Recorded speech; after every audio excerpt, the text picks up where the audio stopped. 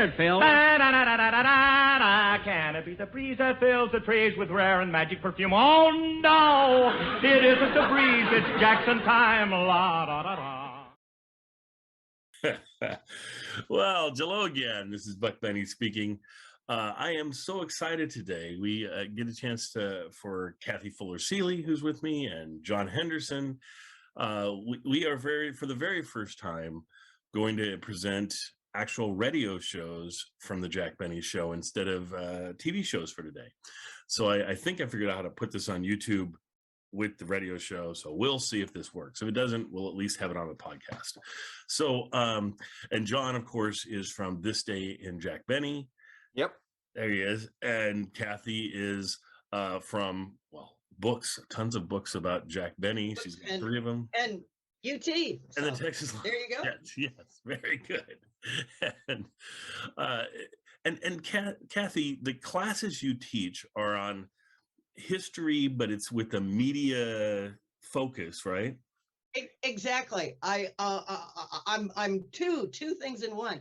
I'm a media historian these days. Although a card-carrying historian, I love media, and I try to convince students that media history is full of fascinating stories and things that at least can be pilfered for today's productions. So, yeah, no, I think that's wonderful. I mean, so if there was one thing I'd love to see a podcast made out of or something, it would be your lectures. I would just love to hear your lectures. Like, very sweet. But I'd love to hear your comments and John's. I'd love to have you all be snarky about. Podcast that is, we grab your lecture and then we make comments throughout the lecture. That'd be fun.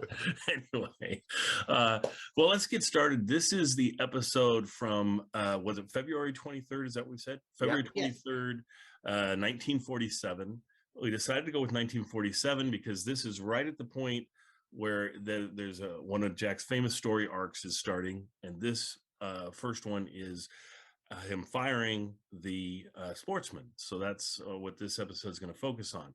But there's this episode is so rich with material that we can talk about. I just thought this is a great one to start with. Anyway, so I'll start us off by talking a little bit about Dennis's song. He sings Guacamora.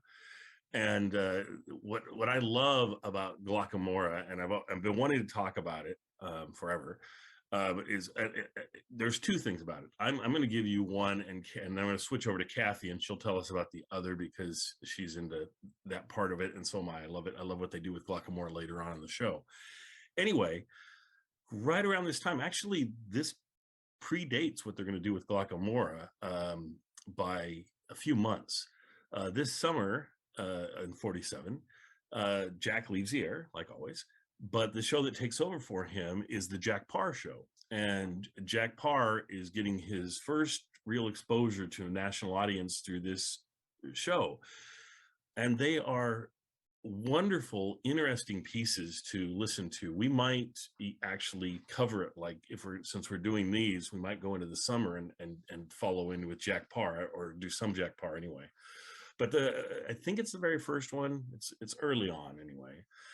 He has Dennis as a guest, and when he has Dennis as his guest, he has this bit, and he's got Jack's writers come over. So Jack's writers write for his show, so they, I would assume, own the bit, because that bit is so amazing. Because I want to say I heard Fred do this bit, Fred Allen, years earlier. I'm not sure.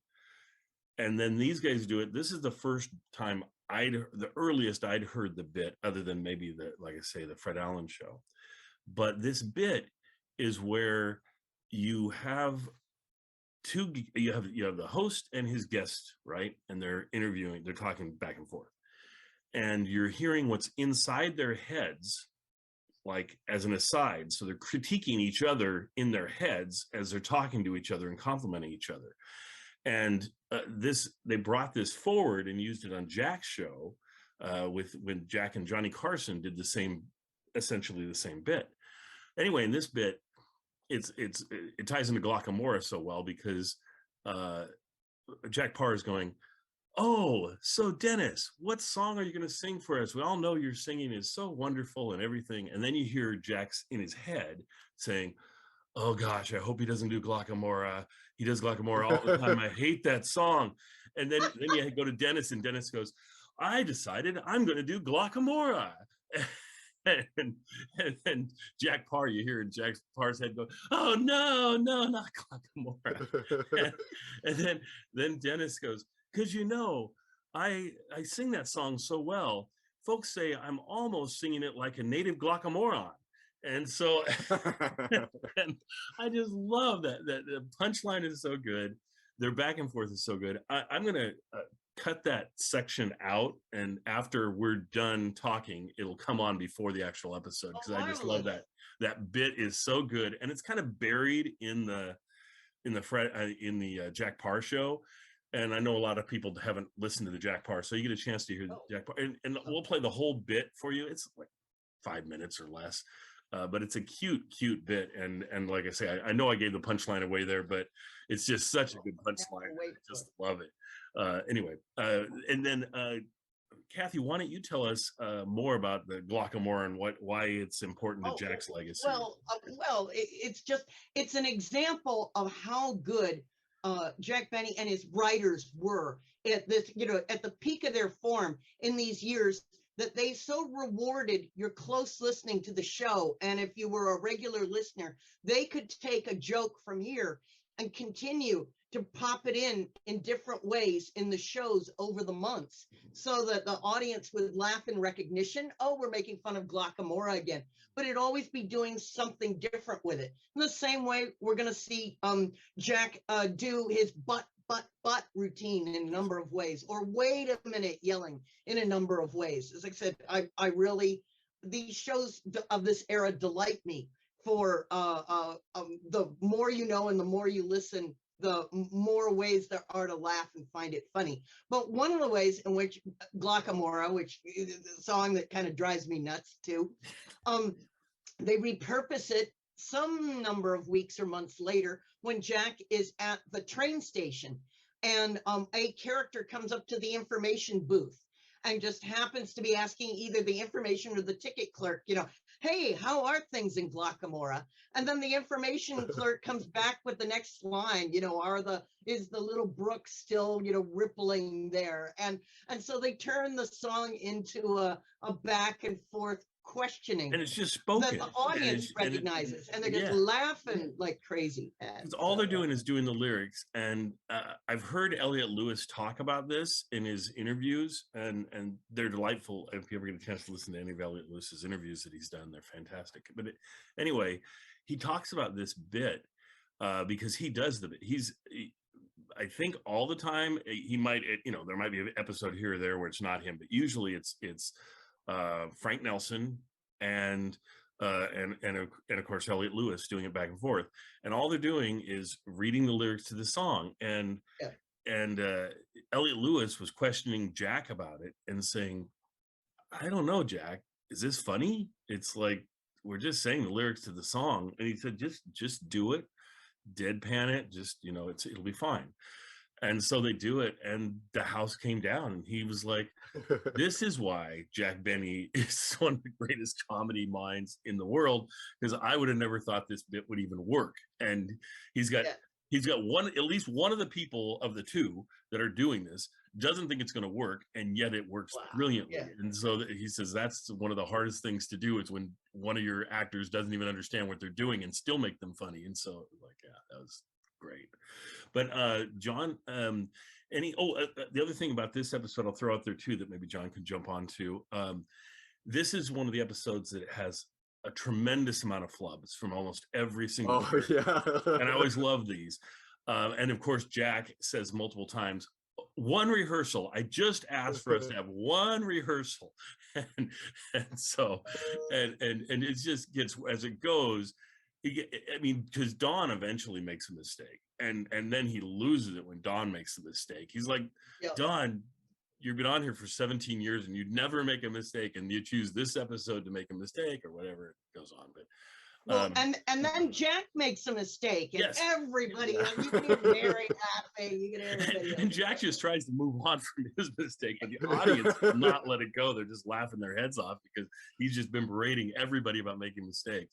Now, if that was Jack actually purposely making a mistake, I don't think it was, but if it was, that would have been brilliant as well, because he totally set that up. But anyway, John, you know, we have the famous, this isn't like a grass reek, or it's nothing like that. They're all small mistakes, but they all add up.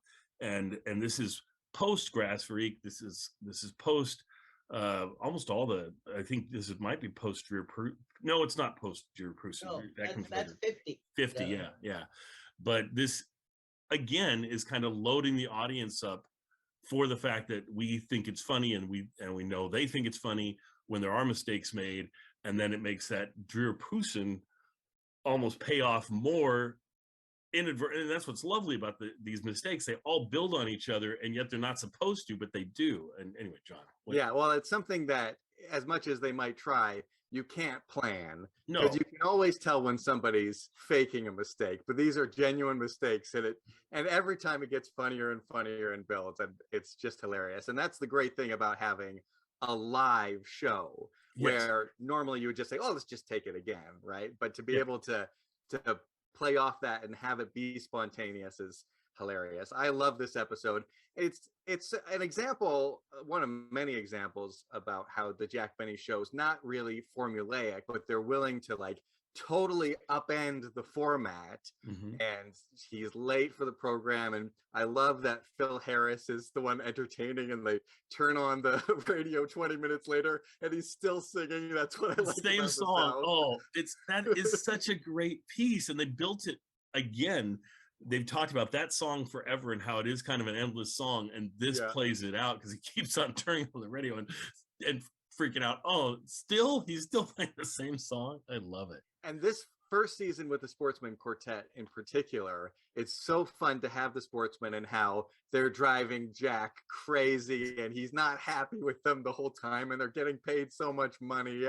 And so to have it sort of culminate in this, where he fires them, is something that you wouldn't do normally in a show where you've hired these guys on, and you've said they're going to be this new part of our show, and then you say you're going to fire them. I think it's brilliant and hilarious and great. And I wonder, Kathy was talking about this sort of, which is when they're singing and Jack says, wait a minute, right? That's something that they do. I've definitely heard Bugs Bunny do it. And I was wondering, is Bugs Bunny ripping off Jack Benny, or is Jack Benny ripping off Bugs Bunny? I assume Bugs Bunny is ripping off Jack Benny. He is. Partially because Mel Blanc was involved in the whole thing too. They would bring lots of bits from the Benny Show over, but it would almost always originate on the Benny Show and then come over to the cartoons. And not, I don't think anything ever's come the other way. I mean, this episode has a cameo with Bugs Bunny, I believe. Yes, which is very cute, and that's why this is one of those episodes where they just are hitting on every point. There's so many things to enjoy. I think this is just an absolute perfect episode for us to be starting with, because the audience, you guys are going to love this. I mean, it just is. If you take the best of whatever Jack ever becomes, his apex of his career of the right around the 47th season is sort of it. When he switches over to CBS, it's still really good and still really solid, but it feels like it's maybe just a notch down from the very top. And so I'd say this 47, 48-ish time frame is just phenomenal. And yet, if they were the first Jack Benny episodes you ever heard, you'd go, what the heck is this? Why are they, so it's so brilliant because we know so much. Yes. It's kind of like it took 47. It took 15 years in a way for the show to be able to do this. Well, I think if I was going to have someone start and say, where are you going to start? I probably would have them start in about 45 or maybe right when Dennis comes back from the which is, I think, is 46, because they're introducing so many new pieces. They add they do the whole Christmas shopping. They take it to a whole nother level. that's the first when they start having Mel Blanc kind of lose it and things during the episode. They're bringing on the sportsman. They're bringing on the violin teacher, Professor LeBlanc, all of that stuff. The vault. The Colemans. Yeah, the Mhm, Colemans, and the the vault, vault. all of those things happen like 45, 46. They're not quite all formed yet at that point. That's why 47 is so great, because everything is formed. Everything is as good as it's going to get. But to maybe hear it start to form would help you. And then when you heard the 47s, you just go, wow, this is great. Yeah. So that's where I tell someone to start if I was going to do it. Anyway, the other thing I wanted to mention from this episode, I'm trying to think of it was the sportsmen themselves. I'm not sure if this ties in, but I know that right after the war, some of the sportsmen went off to be in the war, and some of them were they got new members to fill in the rest of the sportsmen so they could keep on performing on radio. Well, then after the war, those folks came back and they wanted their jobs back, but at that point they'd gotten on with Jack Benny, and they were like, you can't. I mean, this was us who got the job with Jack. It wasn't you guys. You were a different formation of this whole thing, so you can't have your spot back. And so there was a big argument about that. And so I think that was happening at the same time. They were trying to work out the kinks. So that's one of the reasons why they kind of were giving them time by firing them from the show. So they had a few weeks to figure out who was going to be the sportsman and what was going on. But I think what ended up happening is they stuck with the new sportsman, and the old sportsman didn't get their spots back. I think is the way it went. The Larry, what's that poor fellow's last name? The temporary singer. Larry Stevens. The Larry Stevens version of the sportsman. How interesting! I did not know that story, but Laura Leibowitz refers to it in her. So thank you for corroborating that story, because it was one that I just hadn't found yet. So thank you. Well, and Laura over on her original website, I'm not sure if the person, I can't remember who the person, what their actual name was, but they were on her original website. They might have come over to her Facebook page. I'm not sure, but they went by the name of the Sportsman, and that guy knew everything about the Sportsman. I mean, he knew Sportsman left and right. He's one that I'd love to have on this show sometime to just talk about the Sportsman, but I don't even know how to get a hold of him or anything. But he and I are having dialogue back and forth about it, and he was explaining to me how it all worked out. And so it was really interesting to hear. And you totally could get that. You totally could get how they changed the group. They'd already been on radio on multiple others, the Judy Canova show and lots of other things. But then, of course, their big break ever was coming on Jack's show, but that's a different team that comes on Jack's show. And so they're like, well, wait a minute, this isn't fair to go backwards. And so I can totally see how the argument would happen. Well, anyway, I'm going to jump on really quick, because the other thing is that I do on our shows is we have the Jack Benny show, and then we follow it immediately with the Phil Harris show from the exact same week, the exact same time and everything. So this week's Phil Harris is famous or whatever, legendary for a lot of reasons. But one of them is Julius Abruzio, who's been pining, who we met. This is early in his appearances, but it's not his first appearance by any means. I think he's maybe appeared 4 times or 5 times. Anyway, he's been pining for Alice Faye, but he's always been talking to Phil. And I didn't realize that happened just because I've heard so many of the episodes. I just assumed that he'd talked to Alice, but he hadn't. At this point, he'd always talked to Phil. I think he may have bumped into Alice, but she didn't know who he was or whatever. And it was just like him being all excited about it, I think. But this is the first time he actually has dialogue with Alice. And for them to start the whole, oh, Miss Faye, I'm so glad to see you, Miss Faye. You're so beautiful. And the whole thing, it just adds another layer to the Julius Abruzio character and another layer to Alice Faye. And to have them, and they're going to forevermore have lots of dialogue together. but it's just kind of fun to have this very first episode. And this only became available like 2 years ago, 3 years ago. It wasn't very long ago, for the very first time. And it's just so cool that we originally had like 100 of these episodes you could listen to, and probably a third of them in pretty bad sound. But then Radio Spirits started releasing sets of these episodes, and they're so beautiful. They sound so great. And they have, I think, almost every episode of the entire series, 400 plus now, have been released, except for the first 16, or right around 16. They haven't released the new versions of those. I don't know if they didn't keep the first 16. Supposedly, the legend is this is actually Alice Faye's collection, personal collection that she and Phil had. Phil passed away, and then Alice decided, I needed somebody to preserve this, somebody to keep this, and she didn't give it. Thank goodness, it was late enough. It was 95, something like that. It was late enough that she knew, don't give it to a library somewhere. They're going to just put it away in a room and never have it out. And she didn't give it to a university. She gave it to an actual collector and probably sold it to with the stipulation that I'm going to give these to you, but you need to get them out there for the people to hear. And so he had to do, and it took him a few years to get them all out and everything, and he found a way to do it, and that's fantastic. And so got them out there. I think it was Terry Samlinson who did that. And so anyway, we have all these episodes now that people can listen to, and they're lovely. And the sets that they have over on Radio Spirits are wonderful sets, and you should buy all those. It comes out to be like $2 an episode, which for these brilliant copies, it's so worth hearing them. And so I hope people will go and pick up the sets from them. Anyway, and this, like I say, this episode is fantastic.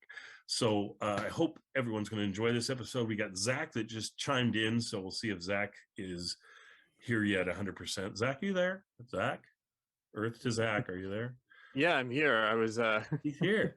Zach, so we're talking about the first episode. We're almost done. We just we did a round of it, but I just thought I would give you a chance to share if there's anything that you gleaned from this or wanted to share.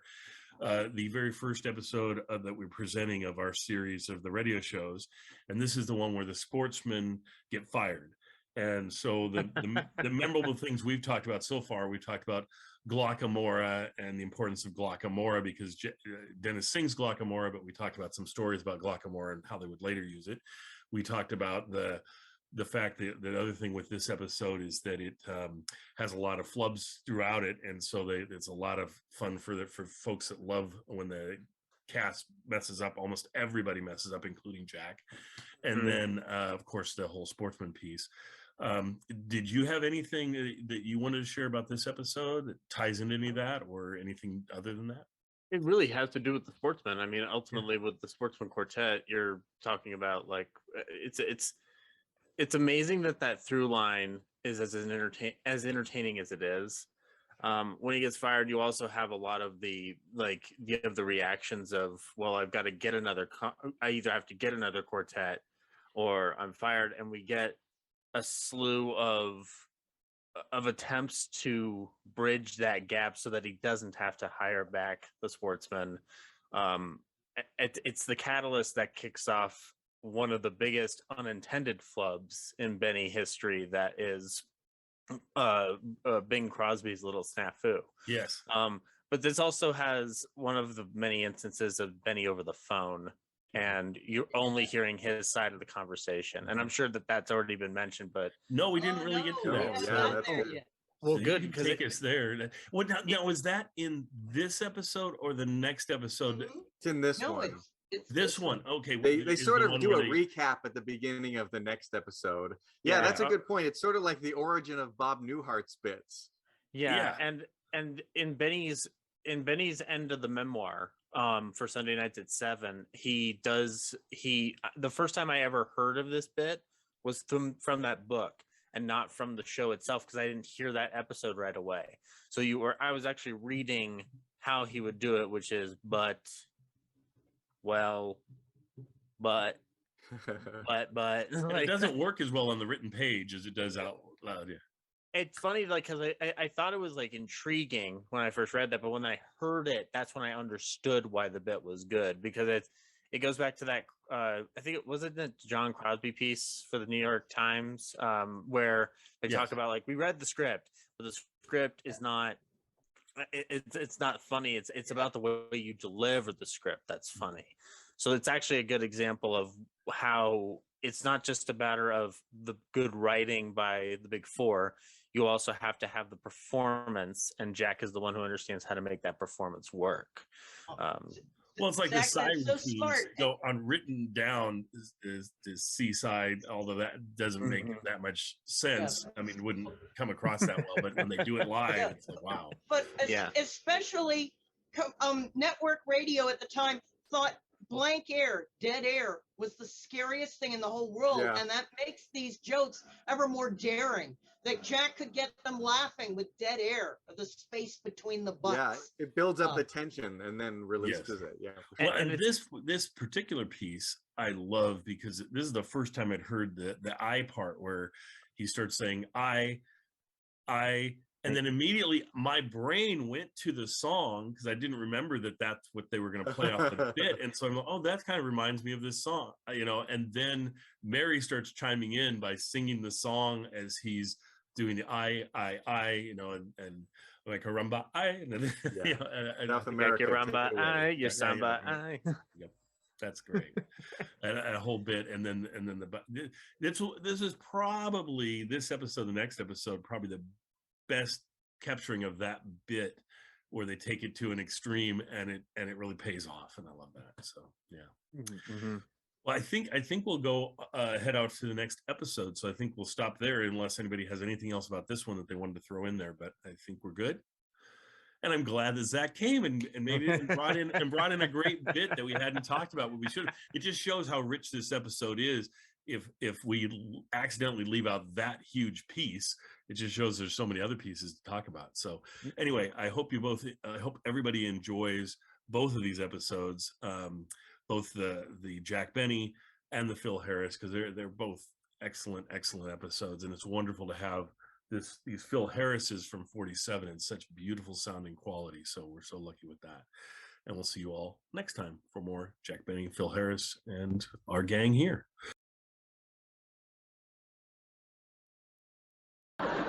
Have you ever wondered what the guest star and the comedian really think when they stand up there and compliment each other?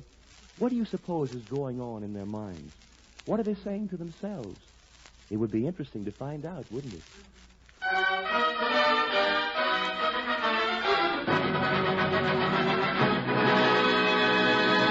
And now, ladies and gentlemen, our guest star, Dennis Day.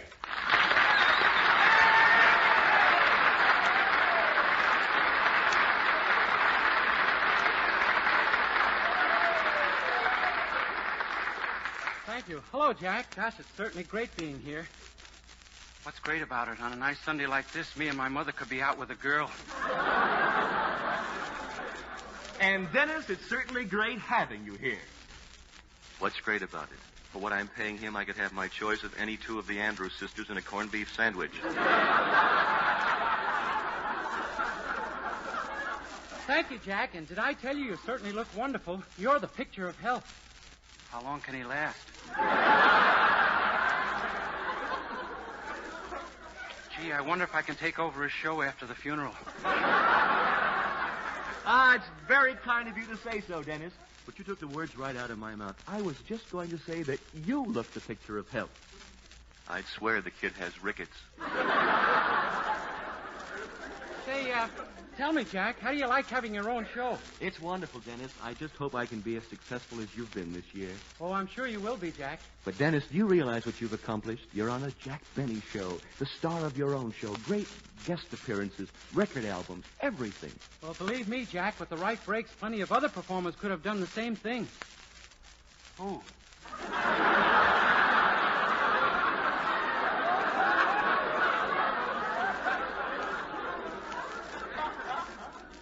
Dennis Day, I dare you to name one.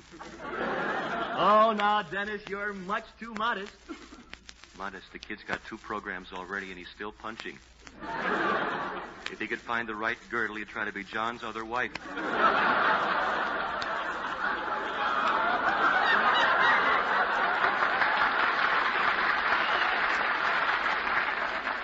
Oh, by the way, Jack, is there anything I can do to get your show off to a good start?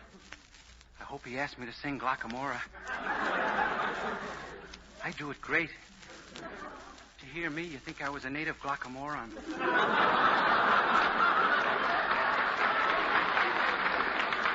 Well, it would be nice if you'd sing one of those Irish songs you're so famous for. If he sings Guacamora again, I'll blow my brains out. I'd love to sing an Irish song, Jack. After all, I can't deny that I'm a son of old Ireland. If he only knew I'm really an Armenian.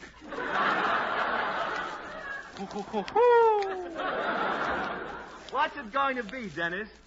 I'm praying it's not Guacamora. How about Guacamora? My favorite number! I'd be a sucker to let him sing. He'd make me look about as important as Margaret Truman's piano player. Say, Dennis, I've got a great idea. You and I will sing Guacamora as a duet. A duet? That is a great idea, Jack. How do you like this schmo trying to horn in on me? One song with him and my hooper will be dragging. Me. Me. Uh-oh, I've got a frog in my throat, Jack. Oh, a frog in your throat. Oh, that's too bad. A frog. He should have Morton Downey in his throat.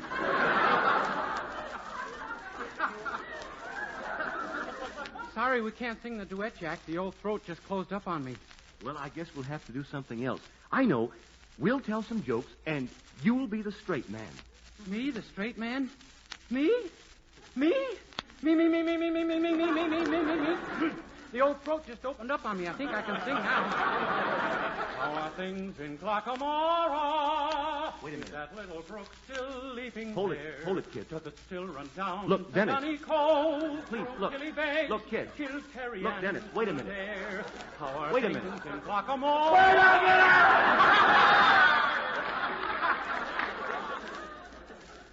Yes, please. Thank you and good night. Ladies and gentlemen, Dennis Day appeared with us tonight through the courtesy of his sponsor. Sponsor. Dennis Day appeared with us tonight through the courtesy of money.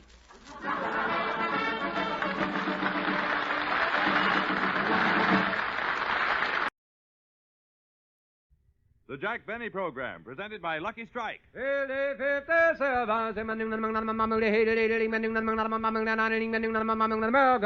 a cigarette, it's the tobacco that counts. And year in, year out. LSMFT. Lucky Strike means fine tobacco. Remember. LSMFT. Lucky Strike means fine tobacco, and fine tobacco is what counts in a cigarette. Season after season, at market after market, independent tobacco experts, men who are right on the spot at the auctions, can see the makers of Lucky Strike consistently select and buy that fine, that light, that naturally mild tobacco. Fine, light, naturally mild tobacco. Real Lucky Strike tobacco. Fine tobacco that means real, deep-down smoking enjoyment for you. So smoke that smoke of fine tobacco, Lucky Strike. So round, so firm, so fully packed, so free and easy on the draw.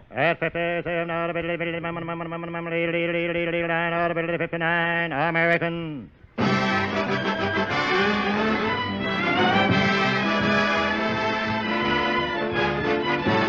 The Lucky Strike program starring Jack Benny with Mary Livingston, Phil Harris, Rochester, Dennis Day, and yours truly, Don Wilson.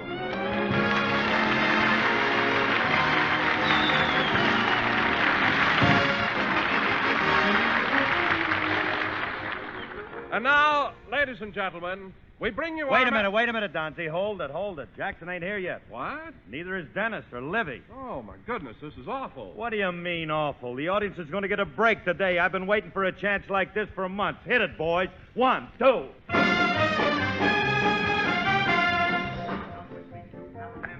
go see my dear old mammy. She's frying eggs and broiling hammy, and that's what I like about the South. Now, up there you can make no mistake, where those nerves are never shaky. Rochester. Yes, sir. Step on it, will you? Can't you make this car go any faster? Boys, did you ever hear the story of the hare and the tortoise? Yes. Well, both of them just passed us.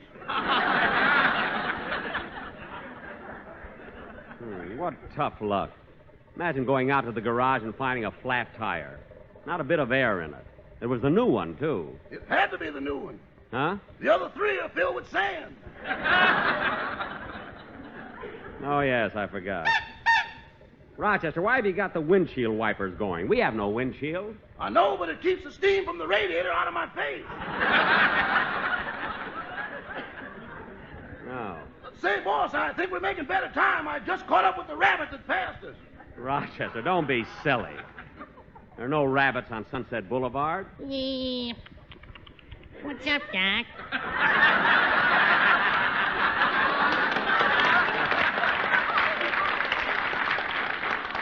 Well, what do you know? I guess the warm weather brought them out. Gosh, it isn't bad enough I'm late. Mary and Dennis are waiting for us to pick them up. Boss, you should be on the air right now. I know. Turn on the radio and see what they're doing. Okay. Here comes old Bob with all the news, the box back coat and the button shoes, but all paid up with his union dues, and that's what I like about the South. Isn't that awful? Here Turn comes it off. Roy down.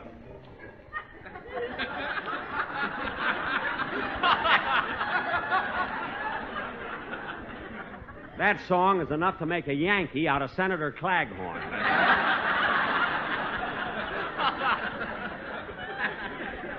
Pull over the corner, Rochester. This is where we're supposed to pick up Dennis. Mary.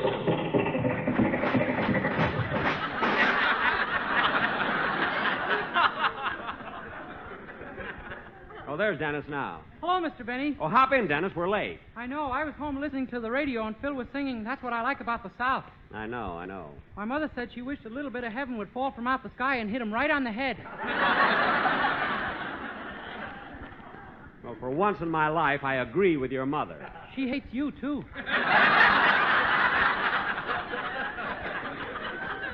All right. Come on, Rochester. Let's go. Oh, Jack. Oh, hello, Mary. Hop in.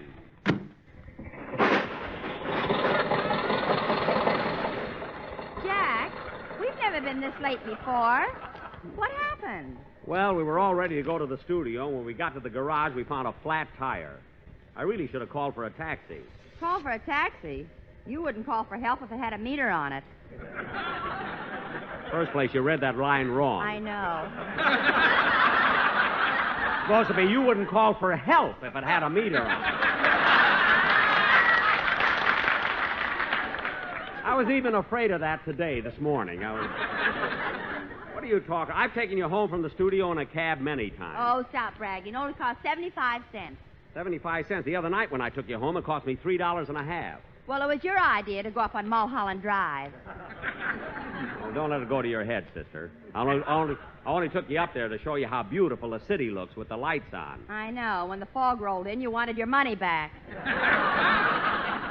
Money back. Stop making things up. I went up to Mulholland Drive 3 nights in a row with my girl, and oh boy, did we have fun. Why? What did you do, kid? We went around peeking into new Studebakers.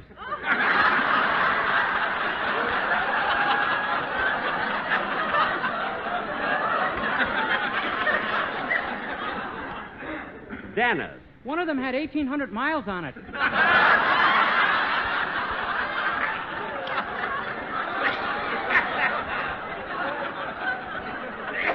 That must have been a thrilling evening you had there.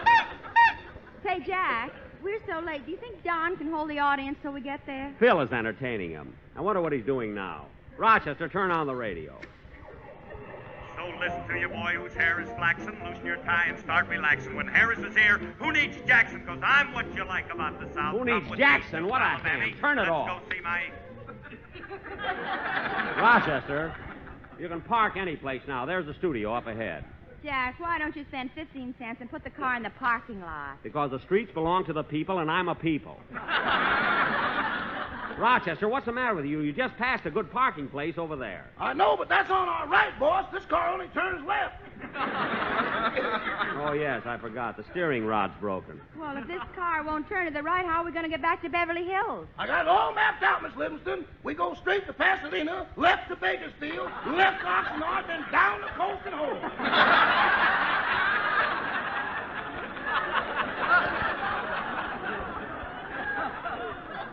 Oh, we'll get home all right. Once we get to Carthay Circle, we can head in any direction there.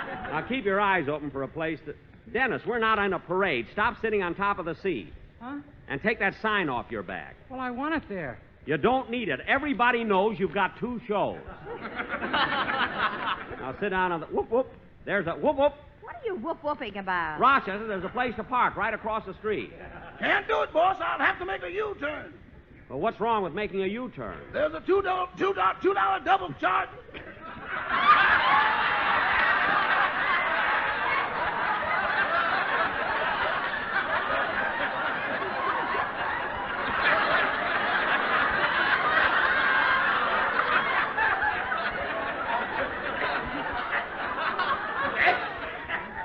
There's a $2 cover charge for that. No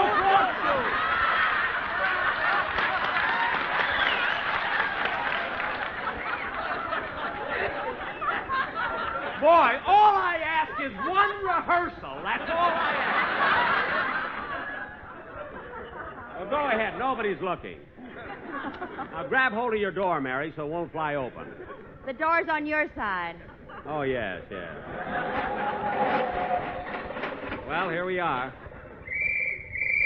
Uh-oh, is that a policeman? It ain't Uncle Remus. It's a cop, all right. Shut the motor off. Gee. Well, what are you going to do, Jack? Oh, I'll think of something. Hey, you. The idea of making a U-turn in the middle of the block. Eh? I said, what's the idea of making a U-turn in the middle of the block? Don't you know it's against the law? Well, I'll tell you, officer, I don't get to the city very often, so I don't know much about your newfangled laws you got here. What a performance. Ezra, be quiet. You see, officer, I live out Sherman Oaks way, and I just drove my old lady and my boy in to see the big city. Patooey. Ain't that right, Miranda? You're darn tootin'. Patooey. Thank goodness we have no windshield. Officer, this is the missus. Oh, glad to know you, ma'am. Now, look, old-timer, you got to obey the traffic laws while you're in the city. Well, I'll tell you. Get your gun. Oh, that man's a revenuer.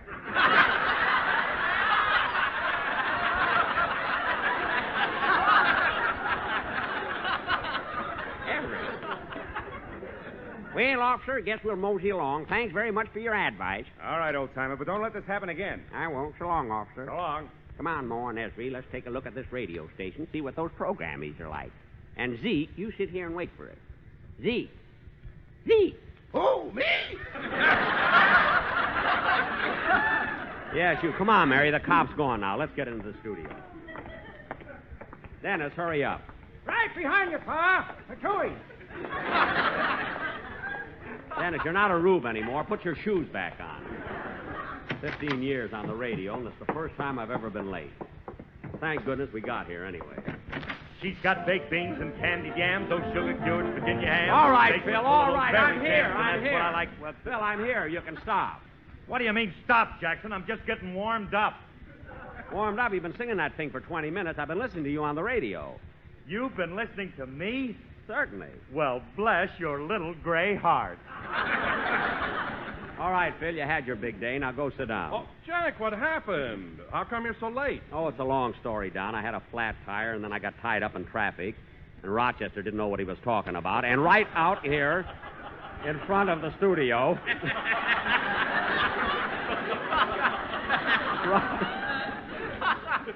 Well, he was nervous. You know, a cop coming. You can blame him.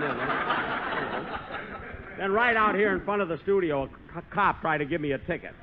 I told him I was Jack Benny. He changed his mind fast. Didn't he, Mary? Patooey. Oh, stop that. Now, look, kids, the show is so mixed up, we'll have to start somewhere. So, Dennis, maybe you ought... Wait a minute. Phil. What's the matter? What are you, excuse the expression, musician dressed like that for? Oh, that. Well, a photographer's coming over to take some publicity shots, and I told the boys that if they look glamorous, they might get their pictures in Esquire. Look, Phil, your boys will never get their pictures in Esquire. So you can tell Frankie to put down that white telephone and take off that low-cut sweatshirt. And tell him to cover up that tattoo on his chest. Are you kidding? He gets paid for that. I know, but it's such a ridiculous tattoo. This is the year of the yearling. What a slogan, the year of the yearling. What about the slogan they had for your picture? Mary. This is the week of the weakling. That shows how much you know. It didn't even run a week. Now, look, kid, before we start our play for tonight, I think Dennis... What's that? Jack, there's a man in the third row with a gun. Hey, mister, what's the idea? Oh, I'm sorry.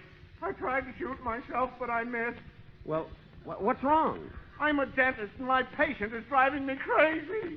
Your patient? Her name is Nora Prentice, and she won't open her mouth.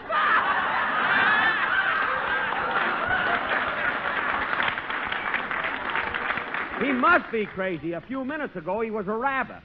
Sing, Dennis. Go ahead.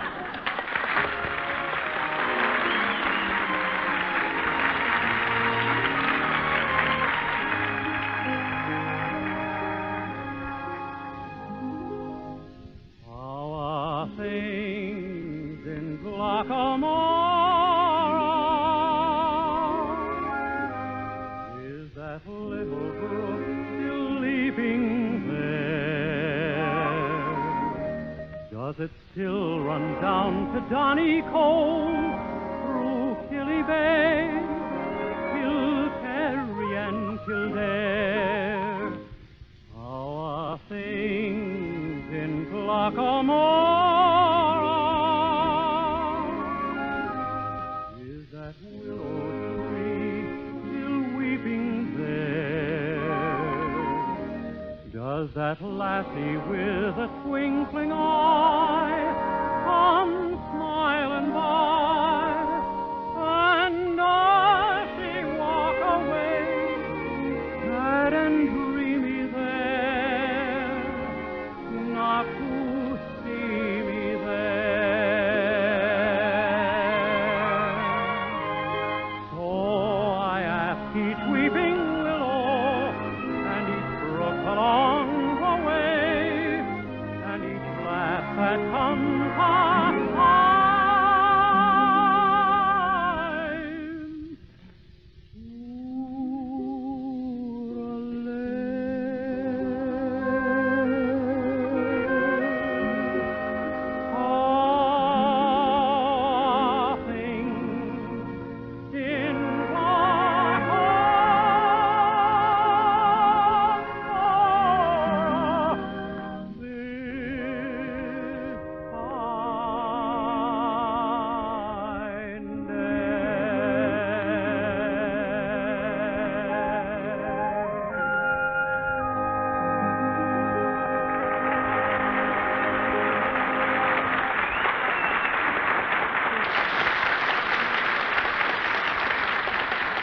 That was How Are Things in Guacamora, sung by Dennis Day. And Dennis, that was a cute little Irish number. Not as cute as the one I took up on Mulholland Drive. Well, has she got a friend? Yes, but you wouldn't like him. Oh. And now, ladies and gentlemen, for our feature... Come in. Pardon the intrusion, Mr. Benny, but could you do me, please, a favor? Oh, why, certainly, Mr. Kitzel. Hello, what is it? Well, I got 2 tickets to a radio program here at the NBC, and I don't know what studio it's in. Oh, well, what program is it? Edgar Borenstein. Oh, Edgar Bergen. Edgar Bergen, yeah. He's in Studio A, right across the hall. Oh, thank you. You're welcome. I know you like Edgar's show. That Charlie McCarthy is really funny. Yes, and he looks so natural, too. Almost like a human being. That's right. Many people mistake Charlie for a little boy. Yes, I know. Once when I was by his broadcast, I went up to him and I said, "Please, Mr. McCarthy, could I have your autograph?" I'll bet you felt silly. Who felt silly? He gave it to me. Oh. But you know, he's certainly comical, that Charlie McCarthy. And so is the other little dummy, Mortimer Schwartz. That's Snurd. Oh, By the way, Mr. Kitzel, I meant to thank you for the birthday card you sent me. It was very thoughtful, and it expressed such nice sentiment. Yes, and I wrote that poem myself. What was the poem, Mr. Kitzel? Well, it went like this. To Mr. Benny. Today I hear you're 38, but I know you're 53. But if you're liking 38, that's okay by me. Well, it was a Well, it was a very cute thought. Mr. Kitzel, in case you happen to pass my house during the next few days, drop in. I'll mix you a martini. A martini? Oh, you like martinis? No. Well, anyway, Mr. Kitzel, if you're around when I leave, I'll drive you home. Yeah, well, thank you, but don't bother, Mr. Benny. You see, I got my own car, a new Studebaker. You have? Mm-hmm. It's got exactly 1,800 miles on it. 1,800. Dennis, that must have been the car you peeked into. Ho. Dennis!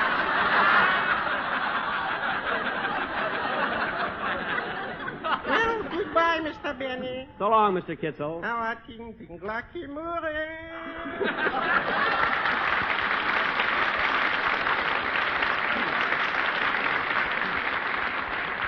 Gee, he's a nice little guy. I'm sorry I forgot to invite him to my birthday party. Oh, that reminds me, Jack. It's been a whole week now, and you never thanked me for the birthday present I sent you. Oh, I'm sorry, Mary. Thanks very much. It was a wonderful gift. I really appreciated it. What'd you give him, Livy? A check for $10. Well, Mary, it wasn't the sentiment. It was the money. I mean, it wasn't the money. It was the check. I mean, the sentiment. Now, come on, kids. We have a sketch to do. Ladies and gentlemen, tonight... Oh, Jack, before you start the sketch, don't you think we ought to do a commercial?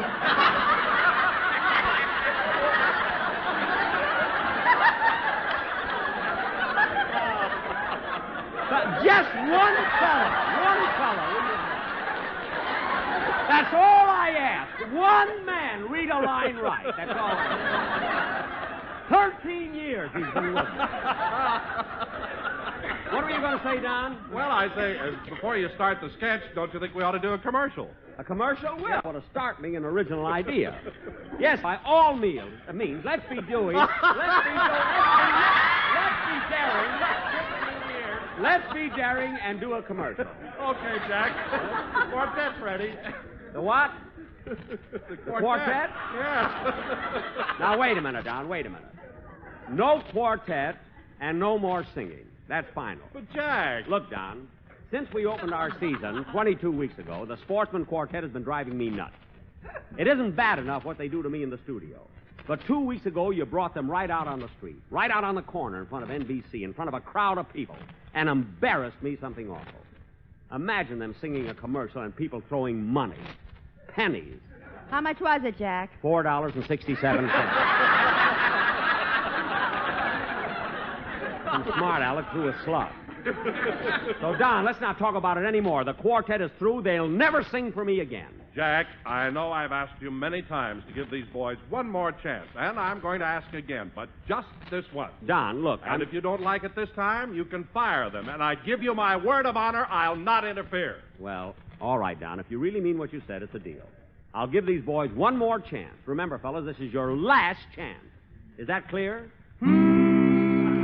All right, Don. Okay, their number is humoresque.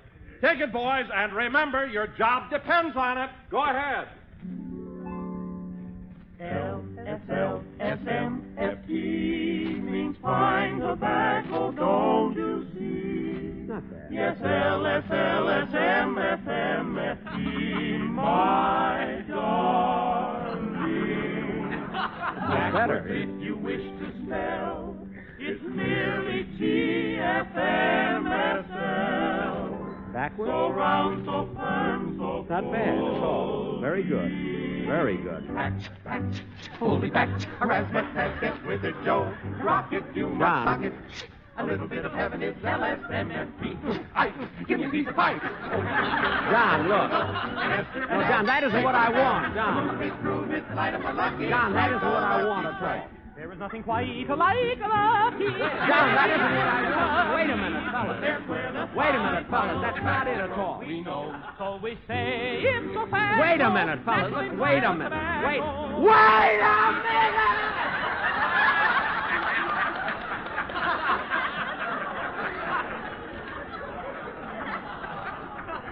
All right, fellas, I've had enough. That was it. You had your chance, and you're through making a fool out of me. You're fired. Through. Now get out. Out.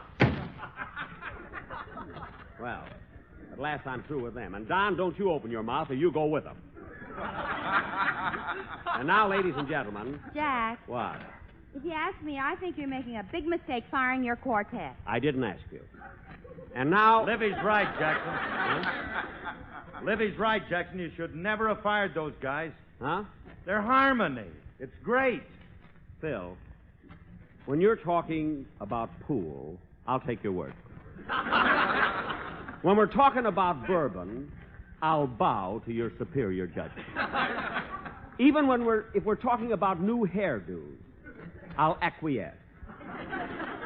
But when it comes to music and harmony, I'd rather take the word of Lassie's other pup.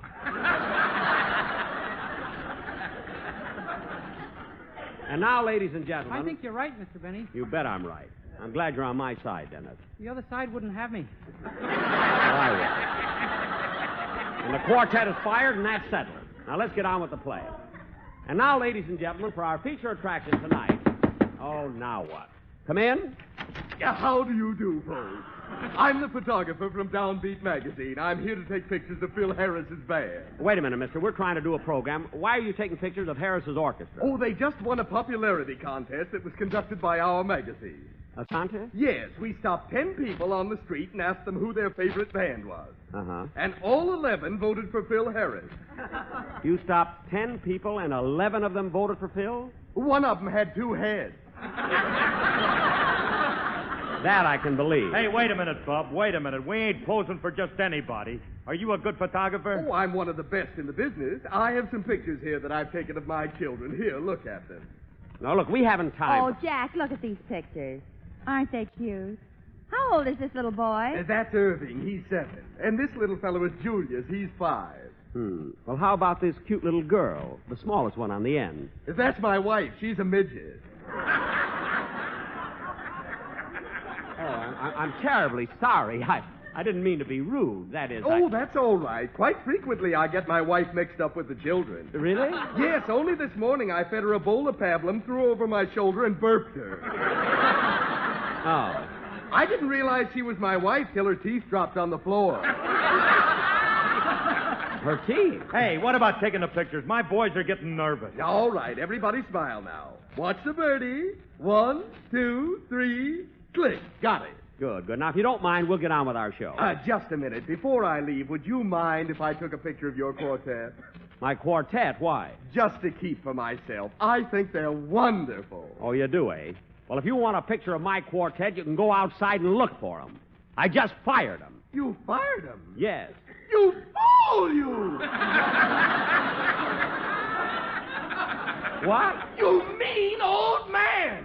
I am not a mean old man, and get out. Nobody's going to come in here and tell me how to run my business. But, Jack... Wait a minute, Mary. Now, wait a minute. I've got something to say to you and everybody in the company, and you might as well hear it. I've been on the radio for 15 years. I've always had my own show. I've always run my own show. And I'm going to keep on running it. And you, Don, Dennis, or Phil, or nobody else in the world is going to tell me what to do. And that's final. Any questions? Why do you wear those thick glasses?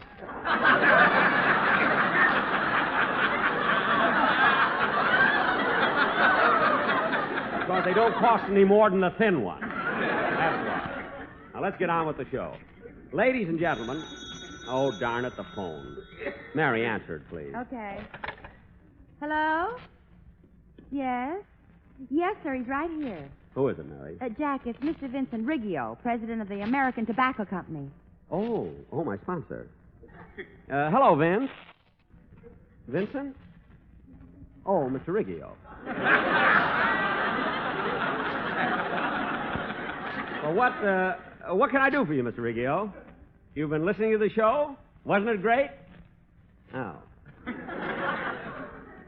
I shouldn't have what? But I had to fire him. That quartet was the worst. You don't think so? Well, everybody's entitled to his own opinion. I mean, that's why they put rubber mats around cuspidors. What? I guess you're right. It didn't get a laugh here either.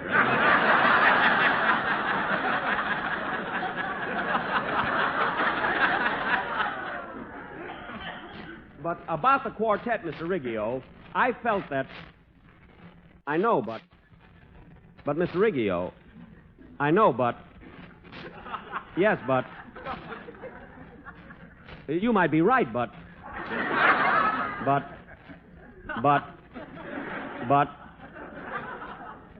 I know, but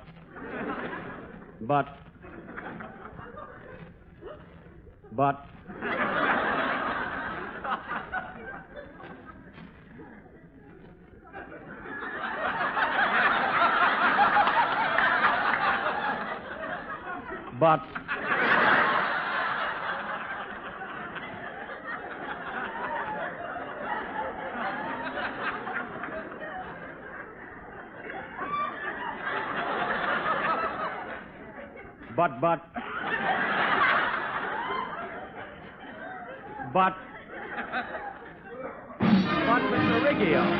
But, Mr. Jack will be back in just a minute, but first, here's my good friend Basil Rysdale. Tobacco auctioneer. Remember LSMFT.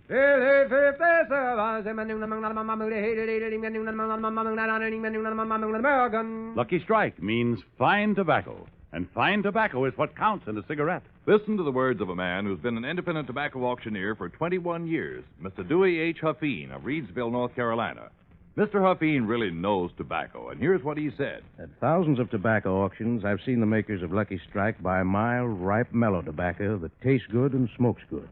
I've smoked Lucky's myself for 29 years. Quote, at thousands of tobacco auctions, I have seen the makers of Lucky Strike buy mild, ripe, mellow tobacco. Unquote. Remember, the independent tobacco experts like Mr. Huffine can see the makers of Lucky Strike consistently select and buy that fine, that light, that naturally mild tobacco. Fine, light, naturally mild tobacco. Yes, first, last, always. LSMFT. Lucky Strike means fine tobacco. LSMFT. No doubt about it. Lucky Strike means fine tobacco, and fine tobacco means real, deep-down smoking enjoyment for you. So smoke that smoke of fine tobacco, Lucky Strike. So round, so firm, so fully packed, so free and easy on the draw. But, Mr. Riggio. Well, all right, if you want a quartet.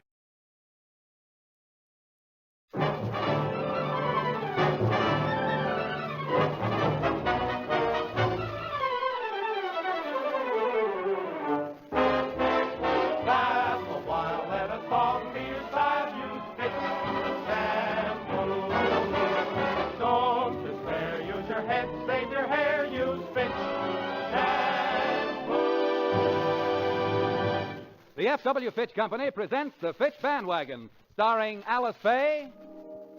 You'll never know just how much I love you.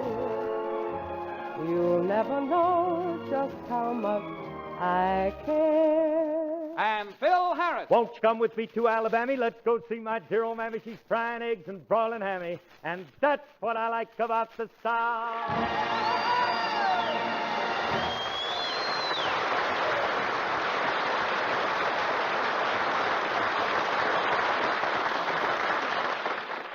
Last Friday began peacefully enough at the Harrises. The master arose early for a leisurely inspection of his estate. About 9 o'clock, we find him entering the kitchen.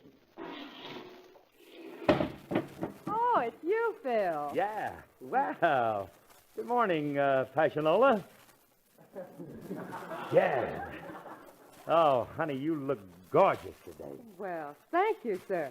Yes, sir. You look prettier than Pat O'Brien in The Life of Newt Rockney. Well, aren't you pretty bright for this early in the morning? Oh, kid, this morning Harris is with it. I'm sharper than Basil Rathbone's nose. Where have you been, anyway? I got up at 7 a.m. for a brisk walk around the reservoir. The reservoir? Yeah, I couldn't find a reservoir, so I ran around a Dixie cup. Oh, Harris, you're a Lulu. Tonight you're hotter than a depot stove, you dove, you. Carry on. And for this, they gave him 2 programs. What did you say, baby? And for this, they gave him 2 programs. Yeah, I just want to be sure. I've been married to you for 5 years. People are talking. I'm on my own now. I got a job of my own. I want people to know that. And can I help it if I feel good? Hey, I saw Phyllis and Alice outside. What are they made up for? They look like last week's laundry. You know very well they've got on the new dresses Mother made them. New dresses? What did she make them out of? Your brother's old work clothes? Of course not. Then how come on Phyllis's panties it says Los Angeles Prison Farm? Phil Harris, my brother never worked on a prison farm. He's always held very important jobs. Jobs? That guy ain't done a lick of work since they took away his Hupmobile agency. Well, at least he doesn't earn his living making a fool of himself like you do. Making a fool of myself? Yeah, you and that poker club song. Hey, Egghead, keep your bony hands up on the table while you're dealing, please. And don't be slipping them wildies down in there between your knees. Yeah.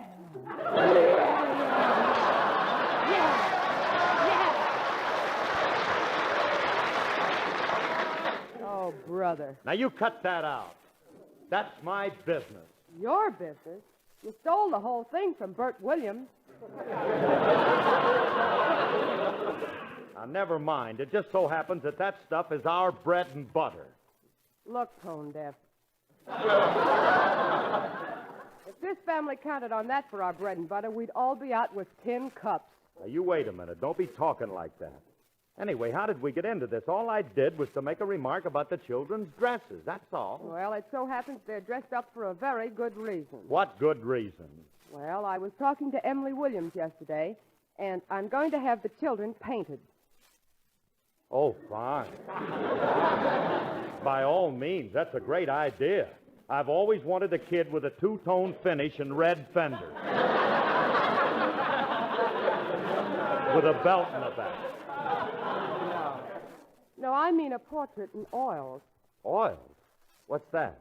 You know what an oil painting is. Like Mona Lisa. The Mona Lisa? Did you ever get a load of that silly grin on her kisser? She looks like she's sitting on an Eskimo pie. Well, just the same, I'm going to call that portrait painter and have him do the children. Go ahead. Do what you want. Oil them up. I got a recording date downtown. But, Phil... I'll see you later. What a character I'm tied up with. I knew I should have listened to my mother. Well, I think I'll drive the station wagon downtown today. Nah, it's such a nice day. I better take the convertible. Or should I take the station wagon? When it's a crawl on your belly, you snake.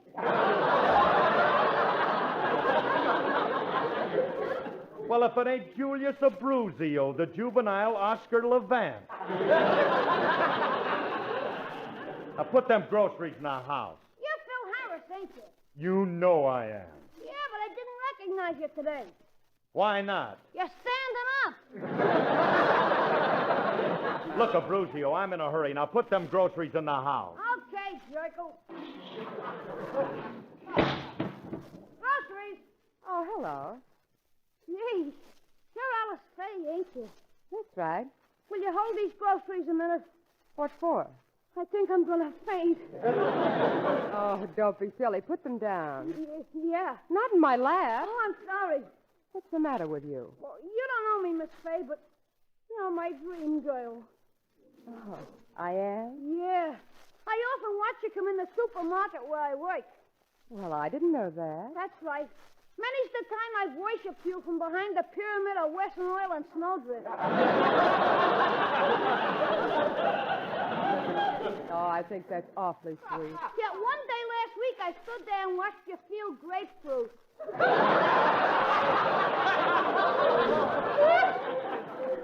You felt one and didn't take it. I didn't? Yeah, and that night I took it home and ate it. How touching. Yeah. It was rotten, but I ate it.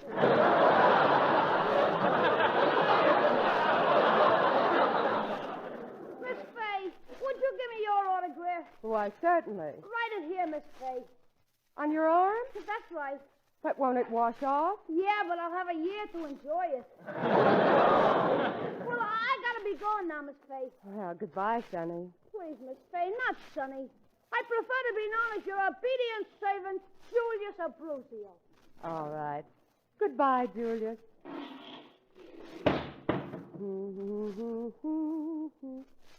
Oh, gee, it's nice to get a compliment again.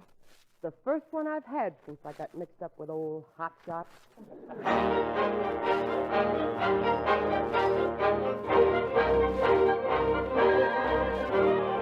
Zippity-doo-dah, zippity-yay. My, oh my, what a wonderful day. Plenty of sunshine heading my way. Zippity-doo-dah, zippity-yay. Mr. Bluebird on my shoulder. It's the truth, it's actual. Everything is satisfactory. Zippity-doo-dah, zippity-yay. Wonderful feeling, wonderful day.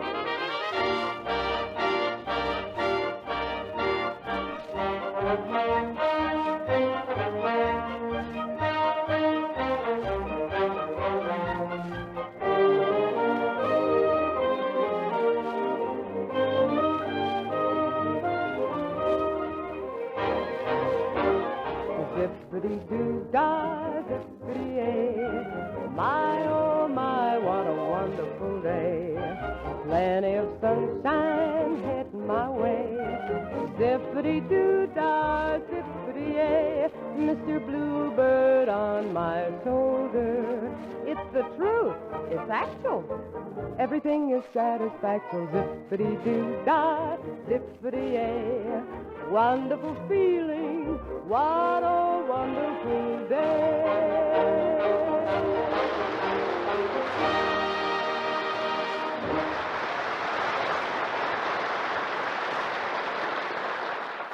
Beautiful hair is like a magnet. It attracts. Yes, smooth, soft, shining hair attracts masculine attention and feminine admiration. You'll find it's easy to have the kind of hair that wins the approval of all when you use Fitch's Dandruff Remover Shampoo regularly. Fitch is the shampoo that makes your hair feel softer, makes it sparkle and easier to manage. It does this with its special reconditioning action. Yes, Fitch contains a special antiseptic action that reconditions as it cleanses. This process works equally well in hard or soft water and for all colors and textures of hair. Fitch has been granted the Good Housekeeping Seal and the Parents Magazine Commendation Seal. Proof again of the excellence of this product. So ask for an economical bottle of Fitch at drug or toilet goods counters or have professional applications at beauty or barber shops. Use Fitch's Dandruff Remover Shampoo regularly for lovely hair that will attract like a magnet and win well-deserved compliments for you.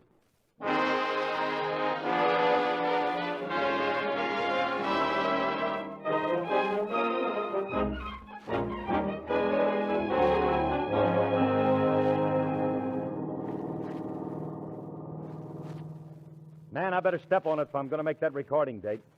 I wonder if I'm in good voice today. I hope that I shall never see a poem lovely as a tree whose hungry mouth is. Oh, Harris, you nightingale, you. Oh, with pipes like that, you ought to be on the Prudential Family Hour, kid. I don't want to go no further. I don't want to burn myself out. Now, let's see. I wonder what I can get on the radio. Ladies and gentlemen, Dr. Sunshine, the man who has brought a change to our methods to dentistry, brings you another transcribed spot announcement. Featuring Frank Remley and his guitar. Oh, no, not another one. How many jobs can a guy take?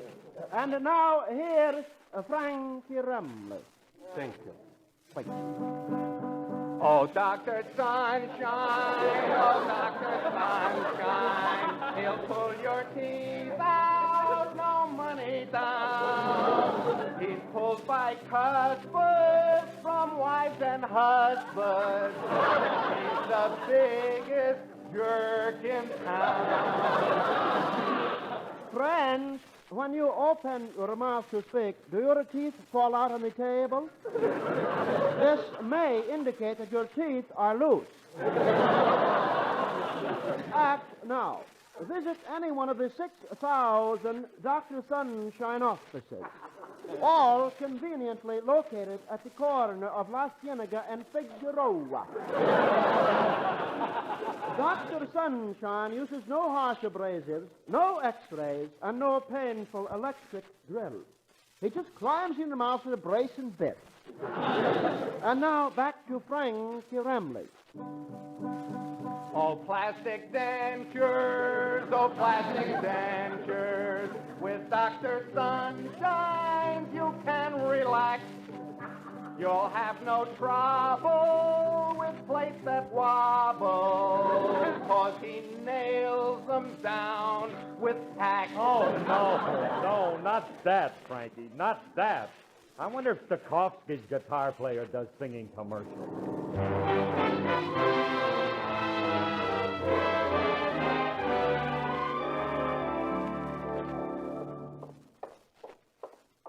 Well, now let me see. This is the building, and they told me that we're making the record in Studio H. Oh, here it is, right down the hall. Oops! All right. Get your big fat head out of me mop bucket. Well, I can, lady. My head is caught in the ringer. In the ringer? Well, here, I'll crank it out for you.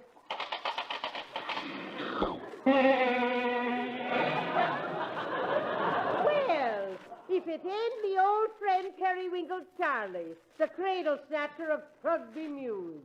Now, look, lady, I'm not Periwinkle Charlie. I'm Phil Harris. Oh, to be sure, the werewolf of San Luis Obispo. Now, look, Miss Bucket, I'm always running into you. What are you doing mopping up in the recording studio? Well, I'm doing a special clean-up job. You see that spot on the wall? Yeah. Well, this morning, Carmen the Barrow came in here to make a record. He was singing Zippity-Doo-Dah. Carmen was singing Zippity-Doo-Dah? That's right. On the third doo-dah, he reached for a high one, and they sent for me. Oh, please now, lady, stop with that. Do you expect me to believe that? I don't care whether you believe it or not. Get along with you now, before I put on me tap shoes and beat out a perigdiddle on your scrawny body.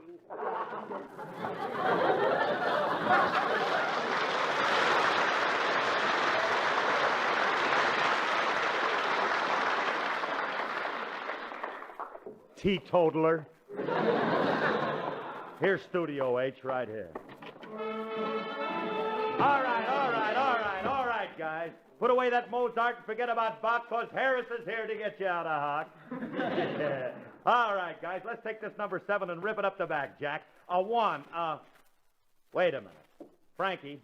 What? What are you using there for a guitar pick? Oh, a set of false teeth. False teeth?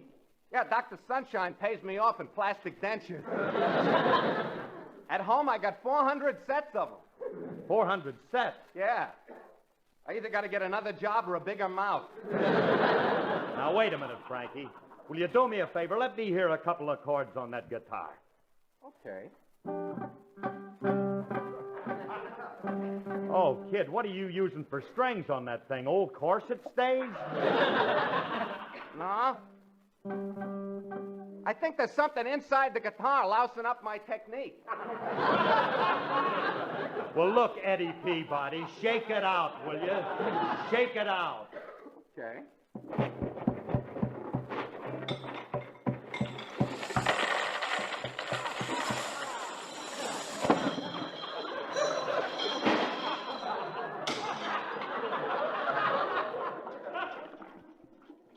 What was that bottle doing in there? They gave me that last night. I did some modeling for a magazine. You a model? What magazine? The Embalmers Monthly. They had me posing in front of a mantel holding a glass of formaldehyde in my hand. Well, didn't it bother you drinking that stuff? No. But when I woke up this morning, I had a lily in my hand. Well, put it back down and get back to your seat. Now, go ahead. Come on, guys. Let's print this number. Take it from me. 1, 2.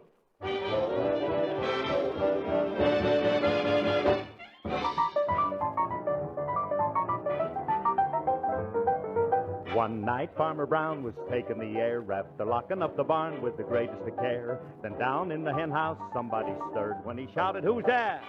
Who's there?" I'm telling the truth. This is what he heard. You can believe it or not. There ain't nobody here but us chickens. There ain't nobody here at all. So quiet yourself. Stop that fuss. There ain't nobody here but us. We chickens trying to sleep, and you bust in and hobble, hobble, hobble, hobble with your chin. There ain't nobody here but us chickens. There ain't nobody here at all. You're stomping around, you're shaking the ground, you're raising up a powerful dust. We chickens trying to sleep, and you bust in and hobble, hobble, hobble, hobble. It's a sin. Tomorrow is a busy day. We got things to do, we got eggs to lay, worms to dig, ground to scratch, and it takes a lot of setting getting chicks to hatch. There ain't nobody here but us chickens. There ain't nobody here at all. So quiet yourself. Stop that fuss. There ain't nobody here but us.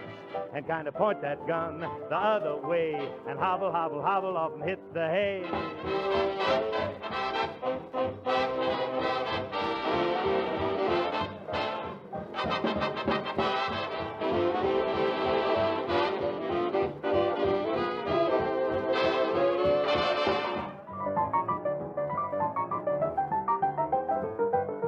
There ain't nobody here but us chickens. There ain't nobody here at all. Shh, quiet yourself. Stop that fuss. There ain't nobody here but us. We chickens trying to sleep, and you bust in and bye-bye-oodle with your chin. Now, there ain't nobody here but us chickens. There ain't nobody here at all. You stomping around, you shaking the ground, you raising up a powerful dust. We chickens trying to sleep, and you bust in, and yakety, yakety, yakety, yakety, it's a sin. Tomorrow is a busy day. We got things to do, we got eggs to lay, worms to dig, grounds to scratch, and it takes a lot of setting getting chicks to hatch. Now, there ain't nobody here but us chickens. There ain't nobody here at all. Shh, quiet yourself. Stop that fuss. There ain't nobody here but us. And kind of point that gun the other way and hobble, hobble, hobble off and hit the hay.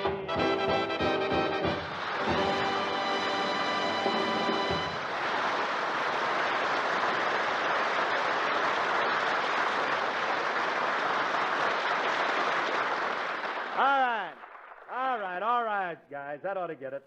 Pack up your horns now and get back to the pool hall. Just a minute. Don't anyone dare leave this room. Who are you, Buster? I'm the recording director. You? Yes, I'm Cyril from the symphonic department. Symphonic department? Then what, how come you're assigned to my band? They're punishing me. Yes, they are.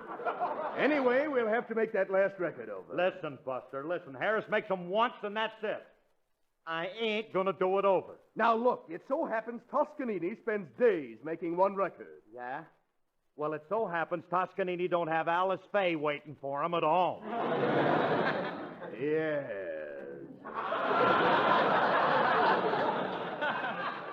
Look, Doc, you needn't tell me how to run my band. It just so happens that my records sell. They certainly do. I said sell. Look, don't argue with my nose.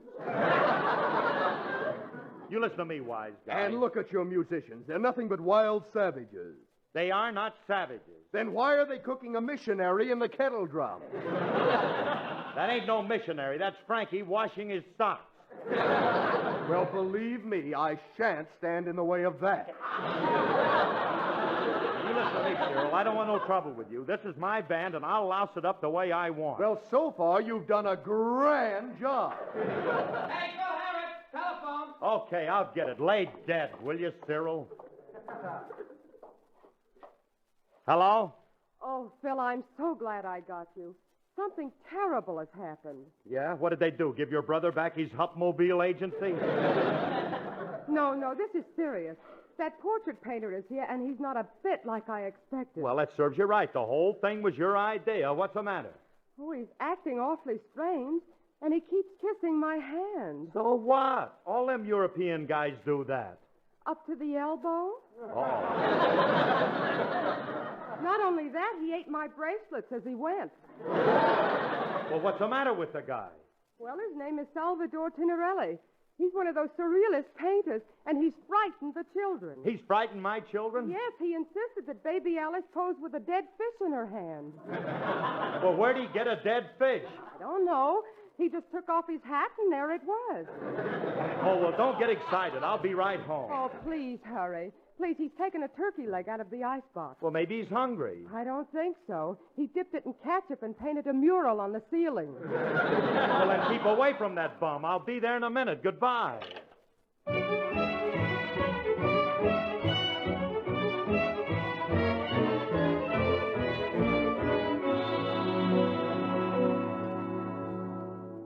Hey, Alice, I'm home. Where is the guy? Up in the guest room. The guest room? Mm-hmm. He's under the bed and he won't come out. Oh, he's under the bed. He won't come out. Okay, don't worry. I'll take care of this. Okay, Itinerary. Come on out from under that bed. Bah! What? Bah! Bah! Yes, that's artistic for get lost, peasants. Hey, listen, Itinerary, come on out of there. Very well. Have a piece of a turkey? Huh? Wait, I licked the ketchup off, huh? Now, you listen to me. What is that? So don't bother me. I'm scratching myself.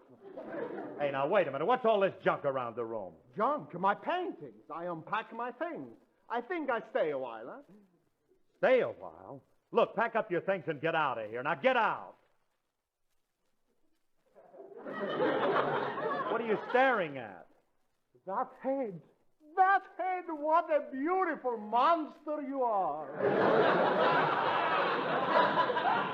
Huh? I worship you. Stop eating my bracelet.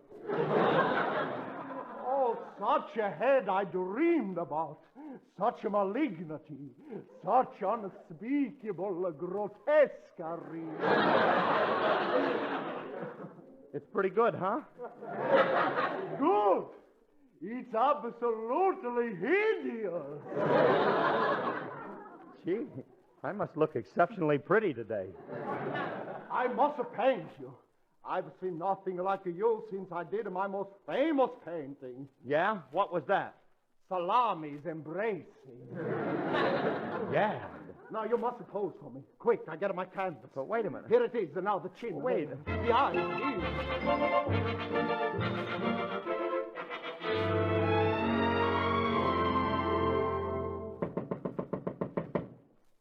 here.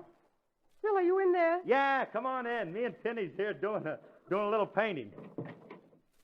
Phil Harris, why are you standing on that end table? Quiet. I'm painting him. Well, why is he holding that turkey leg? Madame, that's no turkey leg. That's a sundial. He represents disgust at high noon.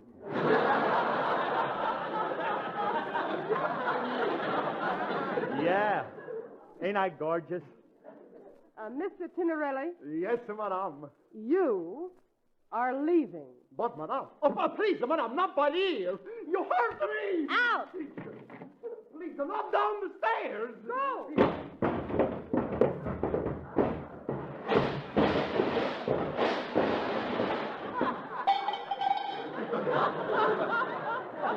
Stinking peasant!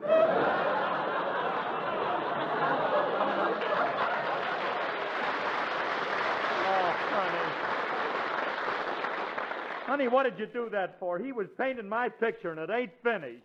Oh, yes, it is. Alice, now put that down. Put it down. Here. Wear it in good health. Oh, no. Alice. What? Would you care for a piece of turkey leg? Oh, you.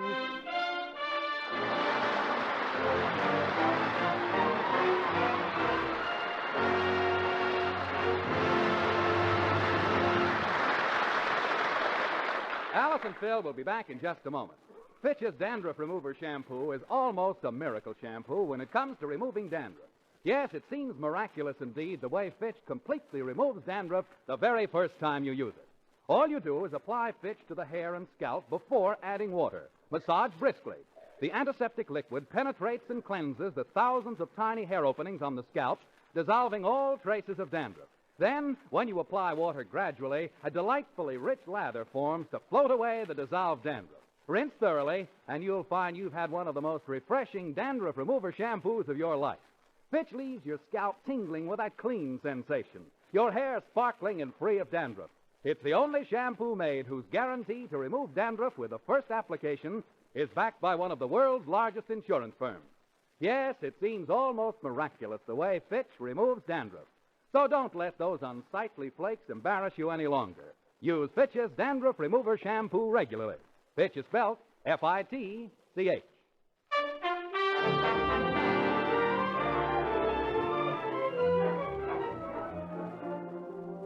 Phil?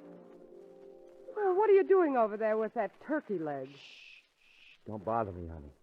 I'm painting one of them surrealist masterpieces. Oh, it's a thing of gossamer beauty and fragile tenderness. Oh. Well, what's it called? Greer Garson holding ham hock.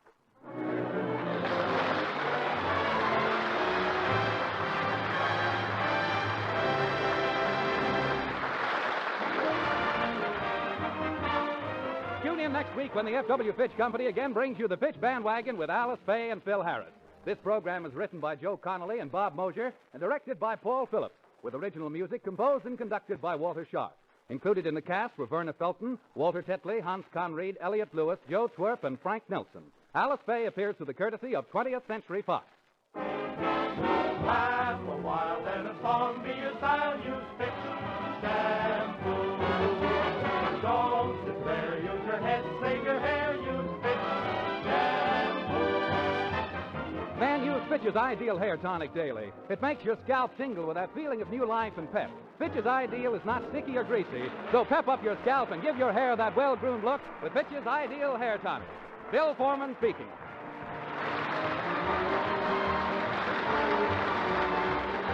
This is NBC, the national broadcasting company.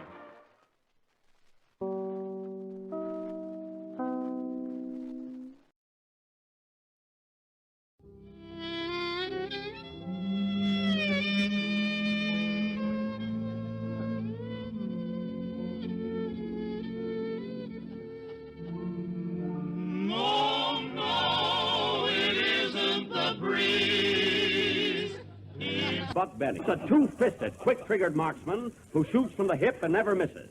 Well, hello again. This is Buck Benny speaking. Welcome to another episode of the Jack Benny Show from the 1936-1937 season. Tonight's episode, we're going to find out, does Jack get his violin back? Will he play the B? Well, you'll have to stick around and see. But tonight's episode, I like the way it features Kenny Baker a little bit more than we're used to having. I haven't talked about Kenny a lot lately, but he does really. This song tonight shows off how he loves to hit that one really strong note towards the end of the song and really punch it home. He's big into the big note, but he has some dialogue before the song, and I think he has some dialogue after the song, and he just has quite a bit of dialogue with Jack during this episode. Some fun stuff that he does, so I think you'll enjoy a little bit of extra time with our friend Kenny Baker. I think the reason he might have got the extra time probably is because Mary is not on the show tonight, and they elaborately go about explaining why she's not on the show and where she's at and a whole backstory. I think this is before she's missed too many episodes, and later on she misses so many episodes that they just kind of move on. but this one, they really explain it. It actually works pretty well with what's coming up and with Jack going to New York for the next couple weeks, which will be great. Just a pretty right-on episode. Fun to hear this episode, and we have it in newly upgraded sound this year. It was great sound before, but now it's even better. It just amazes me how these shows from 1937 can sound sometimes better than our shows from 1947. You just never know.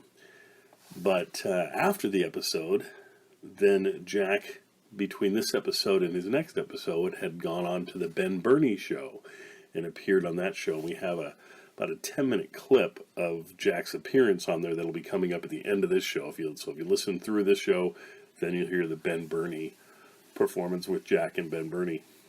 Now, Ben Burney is famous for the fact that Jack, originally, we had Ben Burney not been around, we would have probably never known Jack Benny. We probably would have known Ben Benny, because Jack had changed his name to Ben Benny. But then when Jack Benny was going by Ben Benny, Ben Burney, who'd had his name a lot longer, was upset by that, and so asked Jack to change his name, and Jack went from Ben Benny to Jack Benny, which I think works actually better anyway. The other thing that similarities between Jack Benny and Ben Benny are that Ben Benny had a feud before Jack and Fred had a feud. Ben Burney had a feud with Walter Winchell, and they would feud back and forth, and this is just a few months or a year before Jack and Fred had the famous feud, so I don't know how much that had an influence on it. I could see how maybe in the back of their minds, when they started kind of joking back and forth, they were thinking, oh, this is kind of like the feud with Ben Burney, and Walter Winchell. So, I don't know how much that had to do with it. Also, Ben Burney is famous for one of his catchphrases is "Yowza, yowza, yowza," which you probably heard in cartoons, or certainly they kind of played off of that on Happy Days, with when Richie Cunningham was having his own radio show. He used the "Yowza, yowza" lines and things. But anyway, without further ado, here's a wonderful, fun episode with Jack. See whether he got his violin back and whether or not he plays the B. And then stay tuned for Ben Burney and Jack Benny together. Just a fun night overall. And we'll see you folks next week. Jello. The Jello Program, starring Jack Benny with Phil Harris and his orchestra. The orchestra opens the program with Gee, But You're Swell.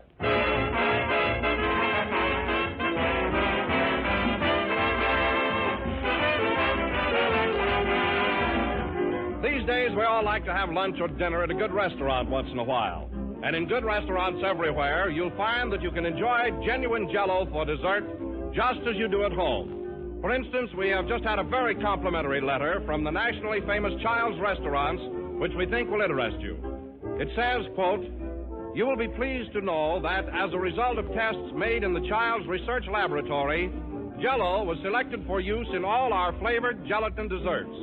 We find that Jello has a superior flavor, and for this reason it is the only gelatin dessert served in Child's Restaurants. It is our aim to serve our patrons the highest quality in every line, and that we feel in gelatin desserts means genuine Jello. Signed, L.G. Dutton, Vice President, the Child's Company." We're mighty pleased and proud to receive this letter, and remember, whether you order Jello in a restaurant or from your own grocer, always be sure you get genuine Jello.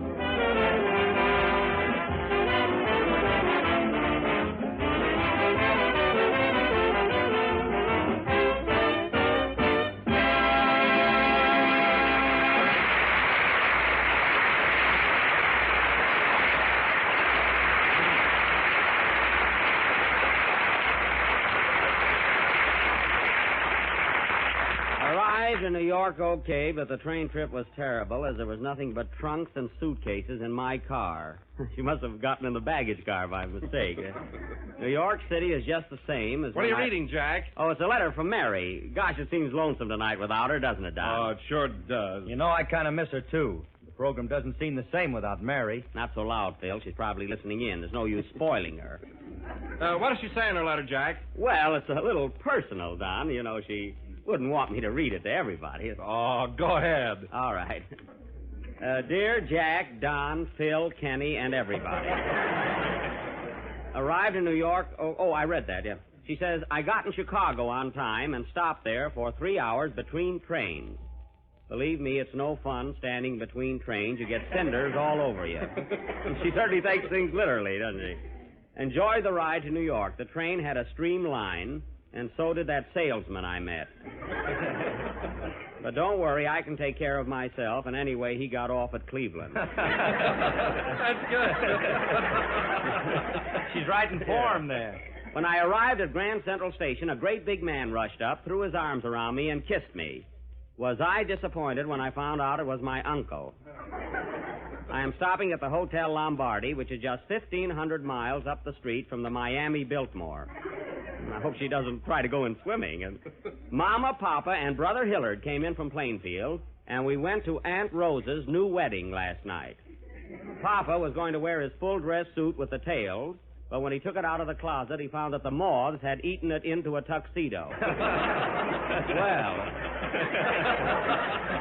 not bad. Yeah. This afternoon, while passing Radio City, I ran into Fred Allen. He spoke about you, and believe me, that's no way to talk in front of a lady. I was going to slap his face, but he was chewing tobacco, so I thought twice. Anyway, he invited me to lunch, but made me pay my own check. I couldn't do anything about it, though, as he claimed his invitation wasn't in writing. Same old Allen. Oh, he's not that tight. He's not, eh? Listen, fellas. Have you ever played poker with Allen? No. Well, if you ever do, watch out. He plays a very conservative game. Come here a minute. When he opens the pot, you can throw away 4 kings. No kidding. Really, I'm not kidding. Not only that, he cheats, too. I remember one time I caught him sending out 3 white chips to be dyed. Oh, Jack. Jack, you're exaggerating. Well, maybe it was only 2 chips. I don't know. Well, go ahead, Jack, with Mary's letter. Okay. I am writing this letter in the lobby of the hotel, and the swellest-looking fellow is sitting opposite me. He just smiled, which explains this blot. She's probably kidding. That nice man just smiled again, so we'll close wishing good luck to you and me. Yours faithfully, Mary. Hey, that was cute, wasn't it? Yeah. Hello, fellas. Hi, Getty. Hey, Jack, I got a surprise for you. What is it? Well, I knew Mary wasn't going to be here, so I brought my girl Lena to help out with the program. Well, that's very nice of you, Kenny. We need help. Oh, there she is. Hello, Lena. How are you? Wouldn't you like to know? Isn't she clever, Jack? Yeah, well, that's only part of it. Now, here's the joke we made up. This'll kill you. Go ahead, Lena, ask him. Is this going to be funny? We think so. Go ahead, Lena. All right. What's the difference between Mary Livingston and the Queen Mary? Well, the question is clever. Go ahead, Lena. What is the difference between Mary Livingston and the Queen Mary? Mary Livingston is a girl, and the Queen Mary is a boat.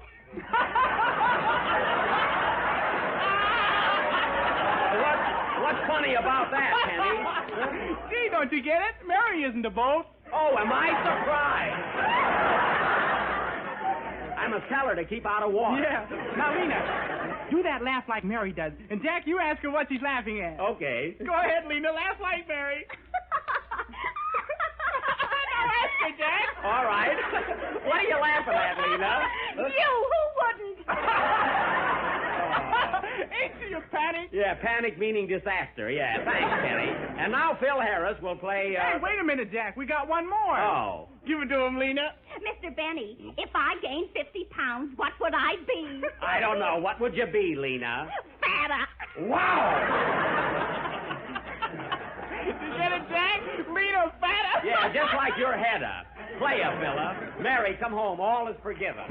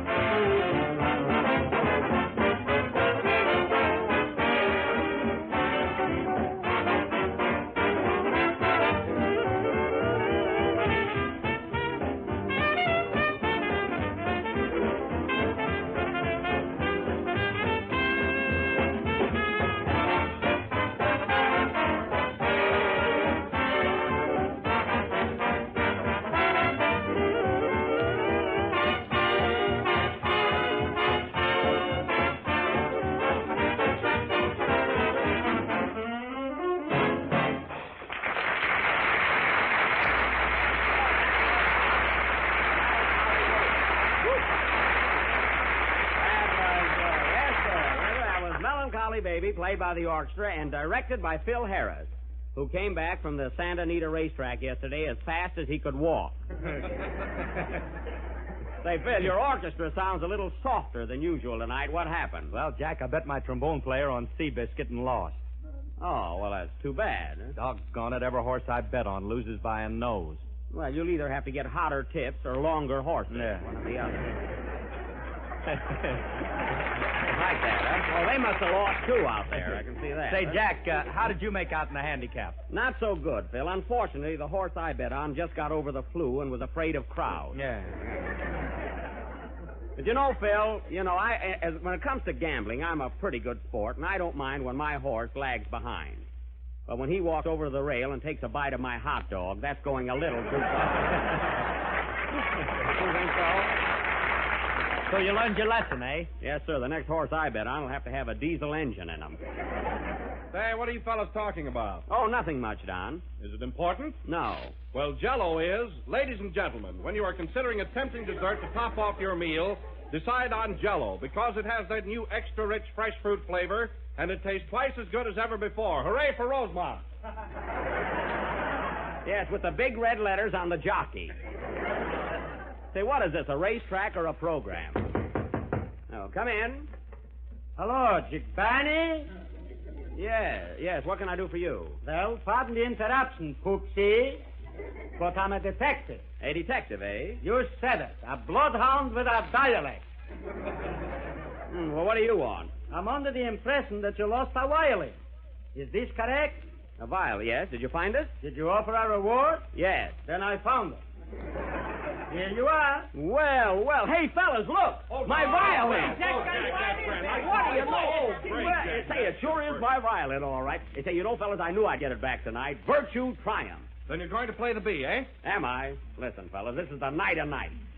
Not only will I redeem myself in the eyes of my listeners, but I'll make Fred Allen hang his head so low he'll have to get an extra shoe for his nose.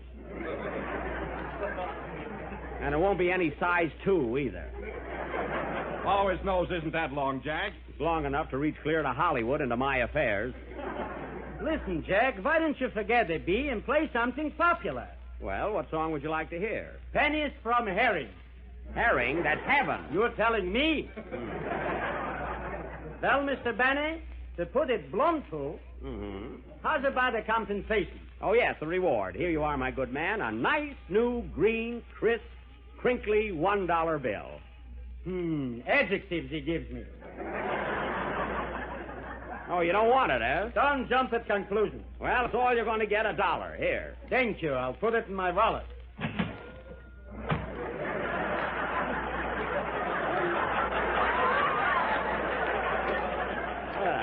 That's a nice wallet. I thought it was your chest. Well, goodbye, Mr. Say, what's your name? That I can tell you. Why not? There's a reward for me, too. Oh, I'm sorry. Well, goodbye. Goodbye. What a chiseler. Fred Allen is right. Well, boys, it cost me $1 to get my violin back, but it was worth every penny of it. Oh, Kenny, how about singing your song while I get all set for my number? Okay, Jack. Are you really going to play the bee? Am I going to play the bee? Did Columbus turn back in the middle of the Atlantic? I don't know. Did Washington hesitate before crossing the Delaware? I don't know. Did Admiral Dewey retreat at Manila? 3 strikes, I'm out. Then sing, Danny. I'm going to play the bee.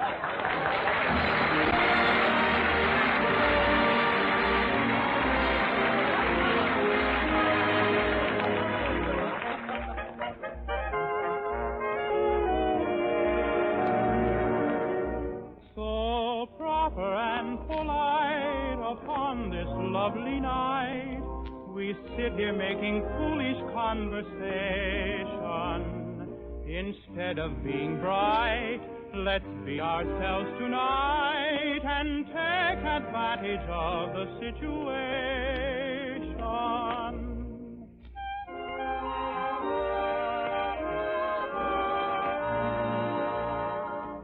The night is young and you're so beautiful here among the shadows, beautiful lady. Open your heart.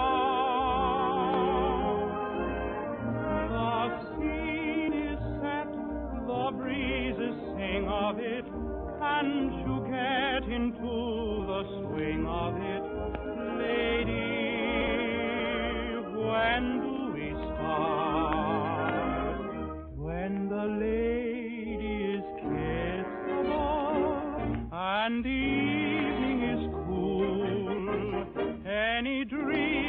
permissible in the heart of a fool. The moon is high and you're so glamorous, and if I seem over amorous, lady, what can I do? The night is young and I'm in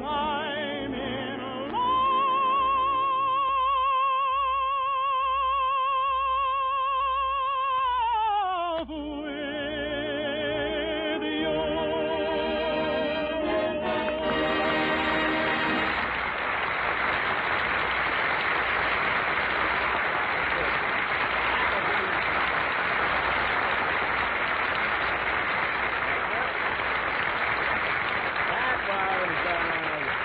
That was Kenny Baker singing The Night is Young and You're So Beautiful. And now, ladies and gentlemen, the moment has arrived.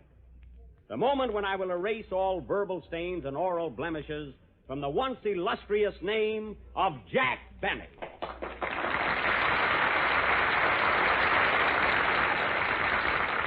Of course, after concluding my selection to be Mr. Allen, who even thinks that wrestling is crooked, will no doubt accuse me of trickery.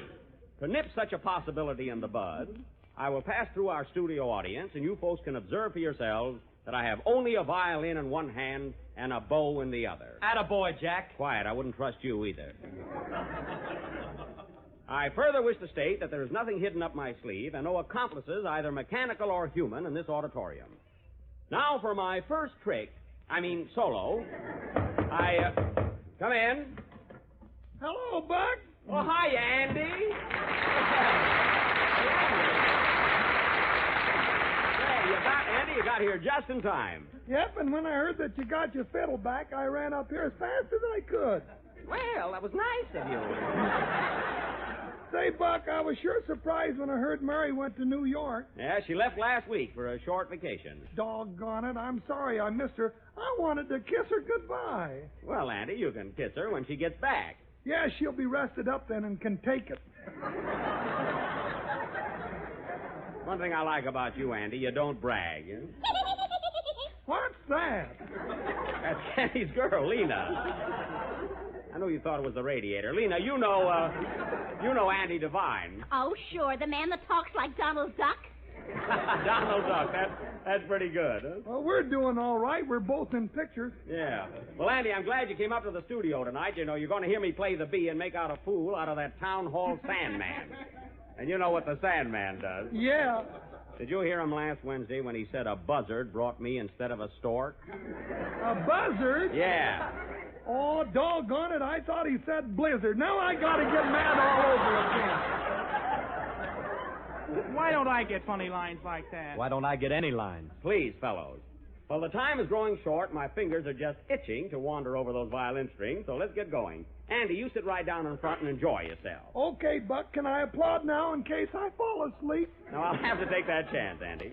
And now, ladies and gentlemen, before going into my number, it gives me great pleasure to introduce to you the man who will share my glory tonight. My accompanist, that eminent pianist, Rachmaninoff T. Smith.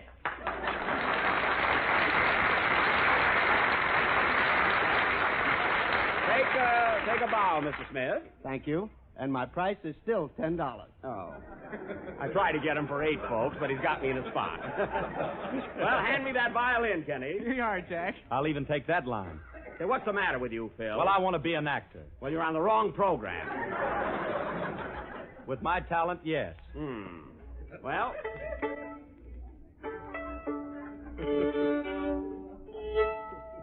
Well, it's pretty good for an old violin, isn't it? Huh?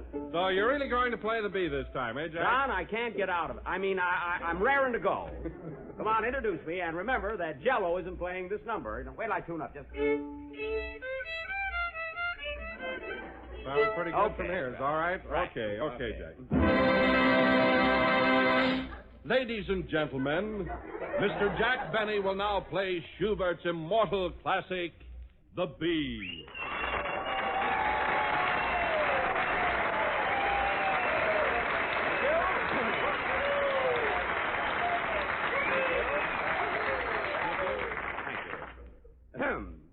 you please, Professor.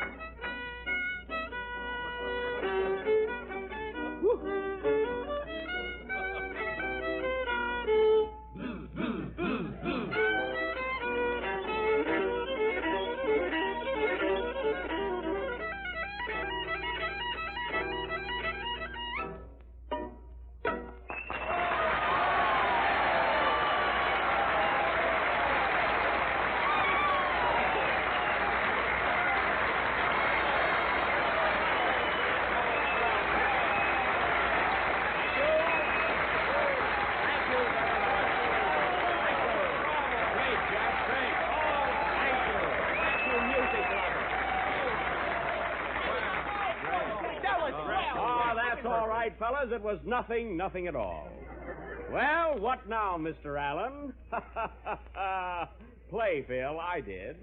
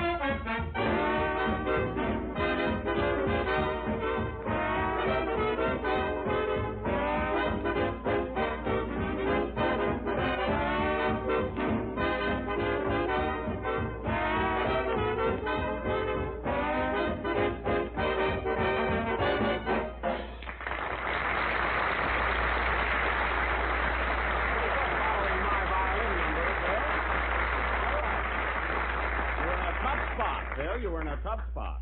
That was Panamania from Swing High, Swing Low, played by Phil Harris and his orchestra. And very good, Phil, very good. Not a classic, perhaps, but quite well done. Say, Jan. Yes, Kenny? When are you going to play the bee? I just played it. Yeah, but you clipped its wings. Why, what do you mean? Well, when you came to the hard part, you switched to Plenty of Money and You. Well, there was a detour sign on my music. And furthermore, Phil, you've been acting a bit uppity lately. Are you dissatisfied with your job here? Are you unhappy in our little group? I mean, are you seeking greener posture? No. Greener money. Oh. Well, let me tell you something, Phil. Oh, excuse me a minute. There's the phone. Keep the argument going, Kenny. Now, listen, Phil, who do you think I am? Now, never mind, Kenny. I'll pick up the argument later. Never mind. Don't bother. Hello? Hello? Oh, hello, Mary. How are you, honey? It's Mary, fellas. You did? Well, I'm glad you liked it. I played it the best I could. Of course, right in the middle of the number, I found out one of my strings was dental floss. It was all right. I just had dinner. Are you having a good time in New York?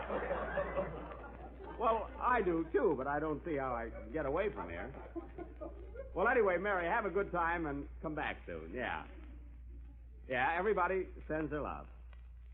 Yes, I will. Yeah. Yeah, goodbye, dear. Goodbye. Hello? What's that, operator? Yes, I'll accept the charges. Yeah. You know, fellas, gee, it must be nice in New York right now. Gee, after talking to Mary, I'd love to go there for a couple of weeks. So would I. Me too. You know, Buck, I've never been to New York. Well, don't cry, Andy. You haven't? No. Well, that last one was a laugh, wasn't it? Well, Andy, you get a big kick out of it. No, really, you would. You'd love it. You know, you could take a subway and see the whole town. You know. Hey, wait a minute, fellas. You know, Wait a minute, I got an idea. Listen, get away from the microphone, fellas. I don't want Mary to hear this. You know what I'd like to do? Now, wait a minute. Stuff up. Get away from the mic. I'd like to surprise Mary, hop on a train, and join her in New York. New York? Quiet, Don, stuff up those microphones. Okay, Jack. Now, wait a minute. Can everybody make the trip? I can. It's okay with me, How about you, Phil? Well, I'll have to join you later. Shall I take my trainer along? No, Andy, they have hotels in New York. 2 of them. Now, wait a minute. Listen, we'll arrange this right away. I'll call up the station now and make our reservations. And, Don, while I'm ordering the tickets, you make a lot of noise about Jello or anything, but make it loud. I don't want Mary to hear this. Right, Jack, right. Go ahead. Hello? Operator, get me the... Go ahead, Don. I'm glad to have this opportunity to tell you about Jello, the fastest-selling gelatin dessert on the market. Hello, ticket office? It is first in favor because it's first in flavor, and it comes in 6 delicious flavors: strawberry, raspberry, cherry, orange, lemon, and lime. So be sure to ask for Jello by name. Yes, look for the tickets. big red letters on the box. What? No, not 6 delicious flavors, 6 tickets. No, the name is not Raspberry, it's Jack Berry. Jack Benny. Yeah, that's it. Okay, thank you. Goodbye. Well, fellas, it's all set. Oh, boy, I could just see the look on Mary's face when we popped in on her. I can hardly wait. I'm going right home now and pack. Are you going to take your trunk, Kenny? No, my trunk's been to New York. Well, then don't bother.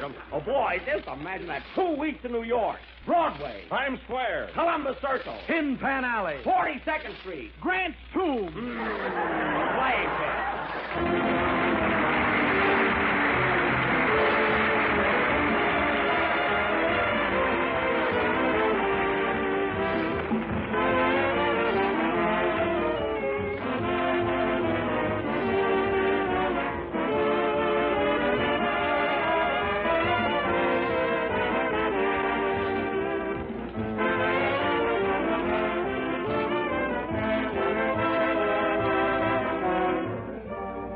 Everybody loves parties, and here's a party dessert that you can serve every day. It looks mighty festive, and it's no trouble to prepare because it's another delicious dessert that's made with Jello. It's called Strawberry Snow, and this is how you make it. Dissolve 1 package of strawberry Jello in 1 pint of hot water. Then chill until cold and syrupy and place in a bowl of ice or ice water. Add 1 egg white and whip with a rotary egg beater until fluffy. Mold or pile in sherbet glasses and chill. It's a feast for the eye, a treat for the taste, with tempting true fruit flavor to please everybody. So give everyday dinners a party touch. Have strawberry snow for dessert one night this week, but be sure you make it with the real thing. Genuine Jello with the extra rich, fresh fruit flavor. Look for the big red letters on the box. They spell Jello.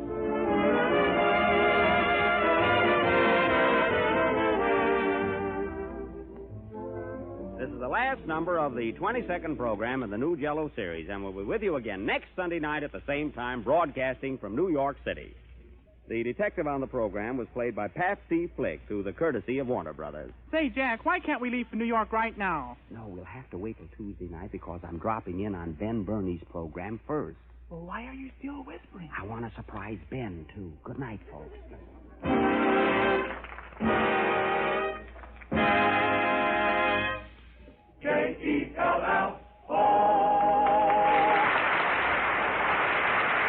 The tune was Plenty of Money in Use from the Gold Diggers of 1937. The Night is Young and You Are So Beautiful from Casa Manana. And I've Got My Love to Keep Me Warm from Irving Berlin's score of On the Avenue.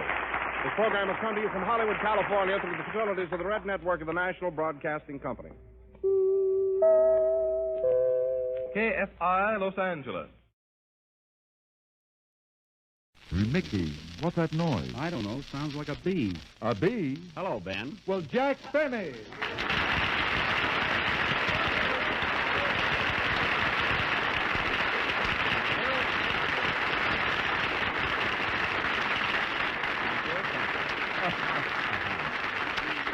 Thank you, Yowza.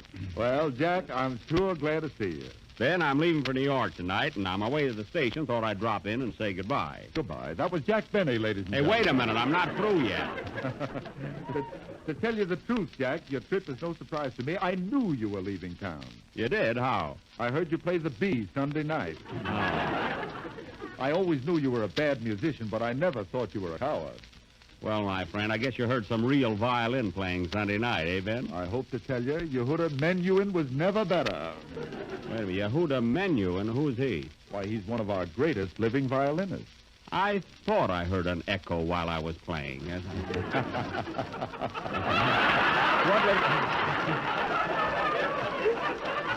did he, heard an echo. What did he play? Why, Brahms Concerto, Chopin Nocturne, and Mozart's Sonata in G minor. Yeah, what pictures are they from? Anyway, Ben, I really came up here to return the visit and cigars you gave me on my birthday. Oh, those cigars. Have you given up smoking? That particular brand, yes. Although, Ben, I would like to take just one of your cigars back to New York. Why? I'd like to have it see Tobacco Road.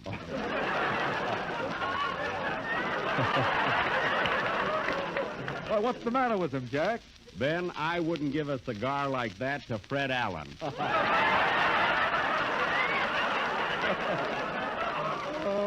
Well, Jack, you know, I envy you your trip to New York. I hope you have a good time. Thanks, Ben. And incidentally, you haven't got a suitcase I could borrow, have you? Why, what did you do with that suitcase I loaned you last year? Oh, I've got that one packed.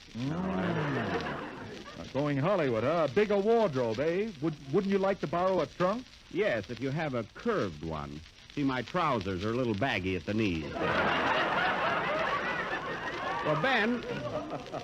No, that didn't deserve that laugh. I don't know. Well, Ben, I don't want to take up any more of your time. I just dropped in to say hello and goodbye, so I'll be on my way. Oh, stick around a while, Jack. No, after all, I'm not getting any compensation for this, you know. Well, Jack, I didn't exactly get rich on your show 2 weeks ago. You didn't get any laughs either. Well, I will tonight, so be careful. I'll be surprised, too. Say, Jack, by the way, while you're in New York, I wish you'd do me a favor. Do you mind? No, Ben. What is it? I've got an uncle who lives over in Jersey. Jersey, eh? Uh-huh. A Diana. Mm-hmm. I wish you'd wire him from New York and tell him that I'm sending that $50 I owe him. Well, why don't you wire him? Oh, he'd never believe me. I see. Say hello, and while you're in New York, say hello to Phil Baker for me and all the old gang at the Friars Club. Oh, sure, Ben. I'll say hello to everybody. I'll remember you. Yeah, and oh, another thing. Remember that little blonde you used to see me with in Lindy's restaurant all the time? That pretty little dancer? Yeah, that's her. Sure, I remember. You want me to say hello to her? No, just stay away from her, Jack. Well, that's up to the young lady, Bertie. Anyway, I've got Mary waiting for me in New York. Aren't you, Mary? No. Oh, someone's with her, I think.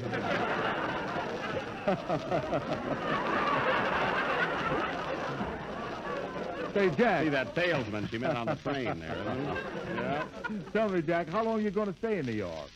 Oh, just 2 or 3 weeks. I expect to be called back for my next picture at Paramount.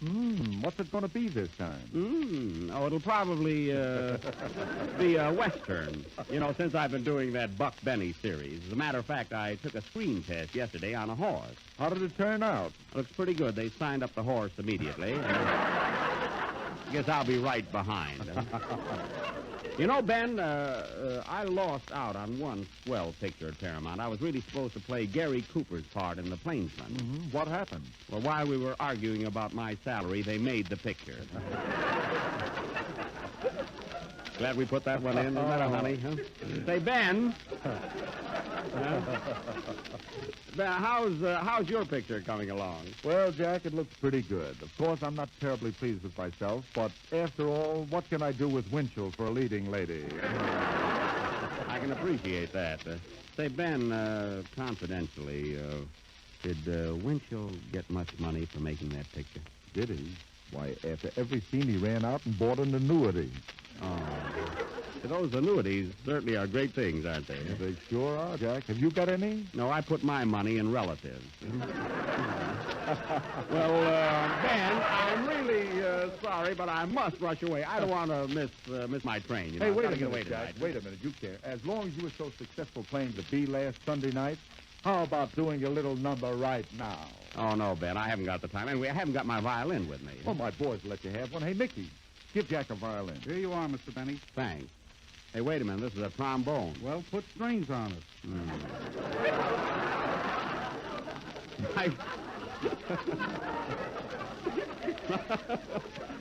Nice boys you've got in your band. Don't you have any discipline? No, they're all taller than I am. Oh, Say, Jack, why don't you use your own violin? You've got the case right there under your arm. Well, my violin isn't in it, Ben. Well, what have you got in it? Sandwiches. You know how crowded those dining cars are.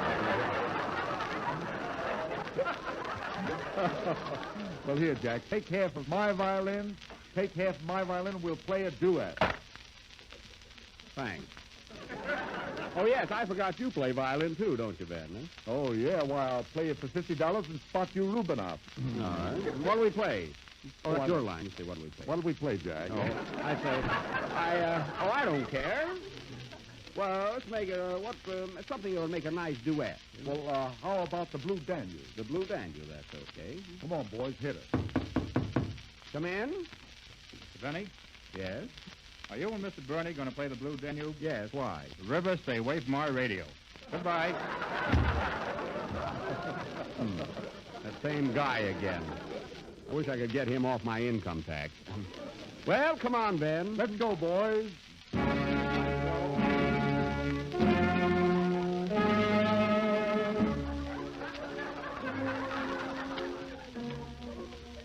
I'll start it, Judge. All right. You take it. I got it. I'll take it this time. I got it. I got her, Ben. I got it. Take it, Jack. Hit it. Tempo.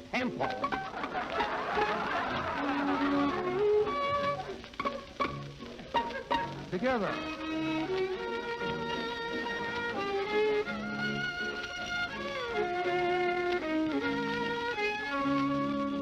Say, Ben, I passed your house last night. Thanks for passing.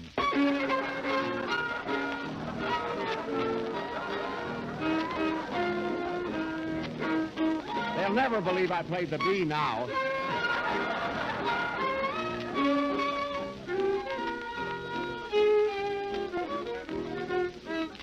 Hey, Jack, how'd your taters turn out? They didn't turn out. Had to dig them up.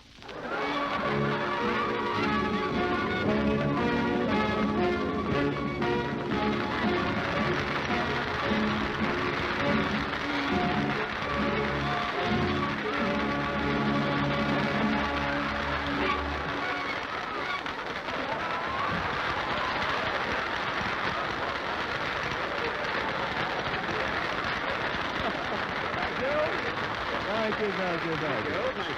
Oh, Jack, you were great. In fact, you were better than I was. No, Ben, you were the better. Poor folks, he gave me the smaller half of the fiddle. Well, Ben, I can't stall any longer. I really have to go. Okay. Well, so long, Jack, and thanks for dropping in. You're welcome. So long, Ben. Oh, when you get to New York, give my regards to Fred Allen. I will, Ben, and don't forget to give mine to Winchell. Goodbye.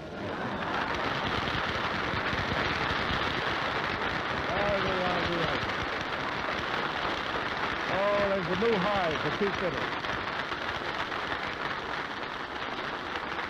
Yowza, yowza. Bon voyage, Jackie, old boy, bon voyage. I only hope Chrysler and Heifetz were listening tonight, that's all. And now, Billy Wilson.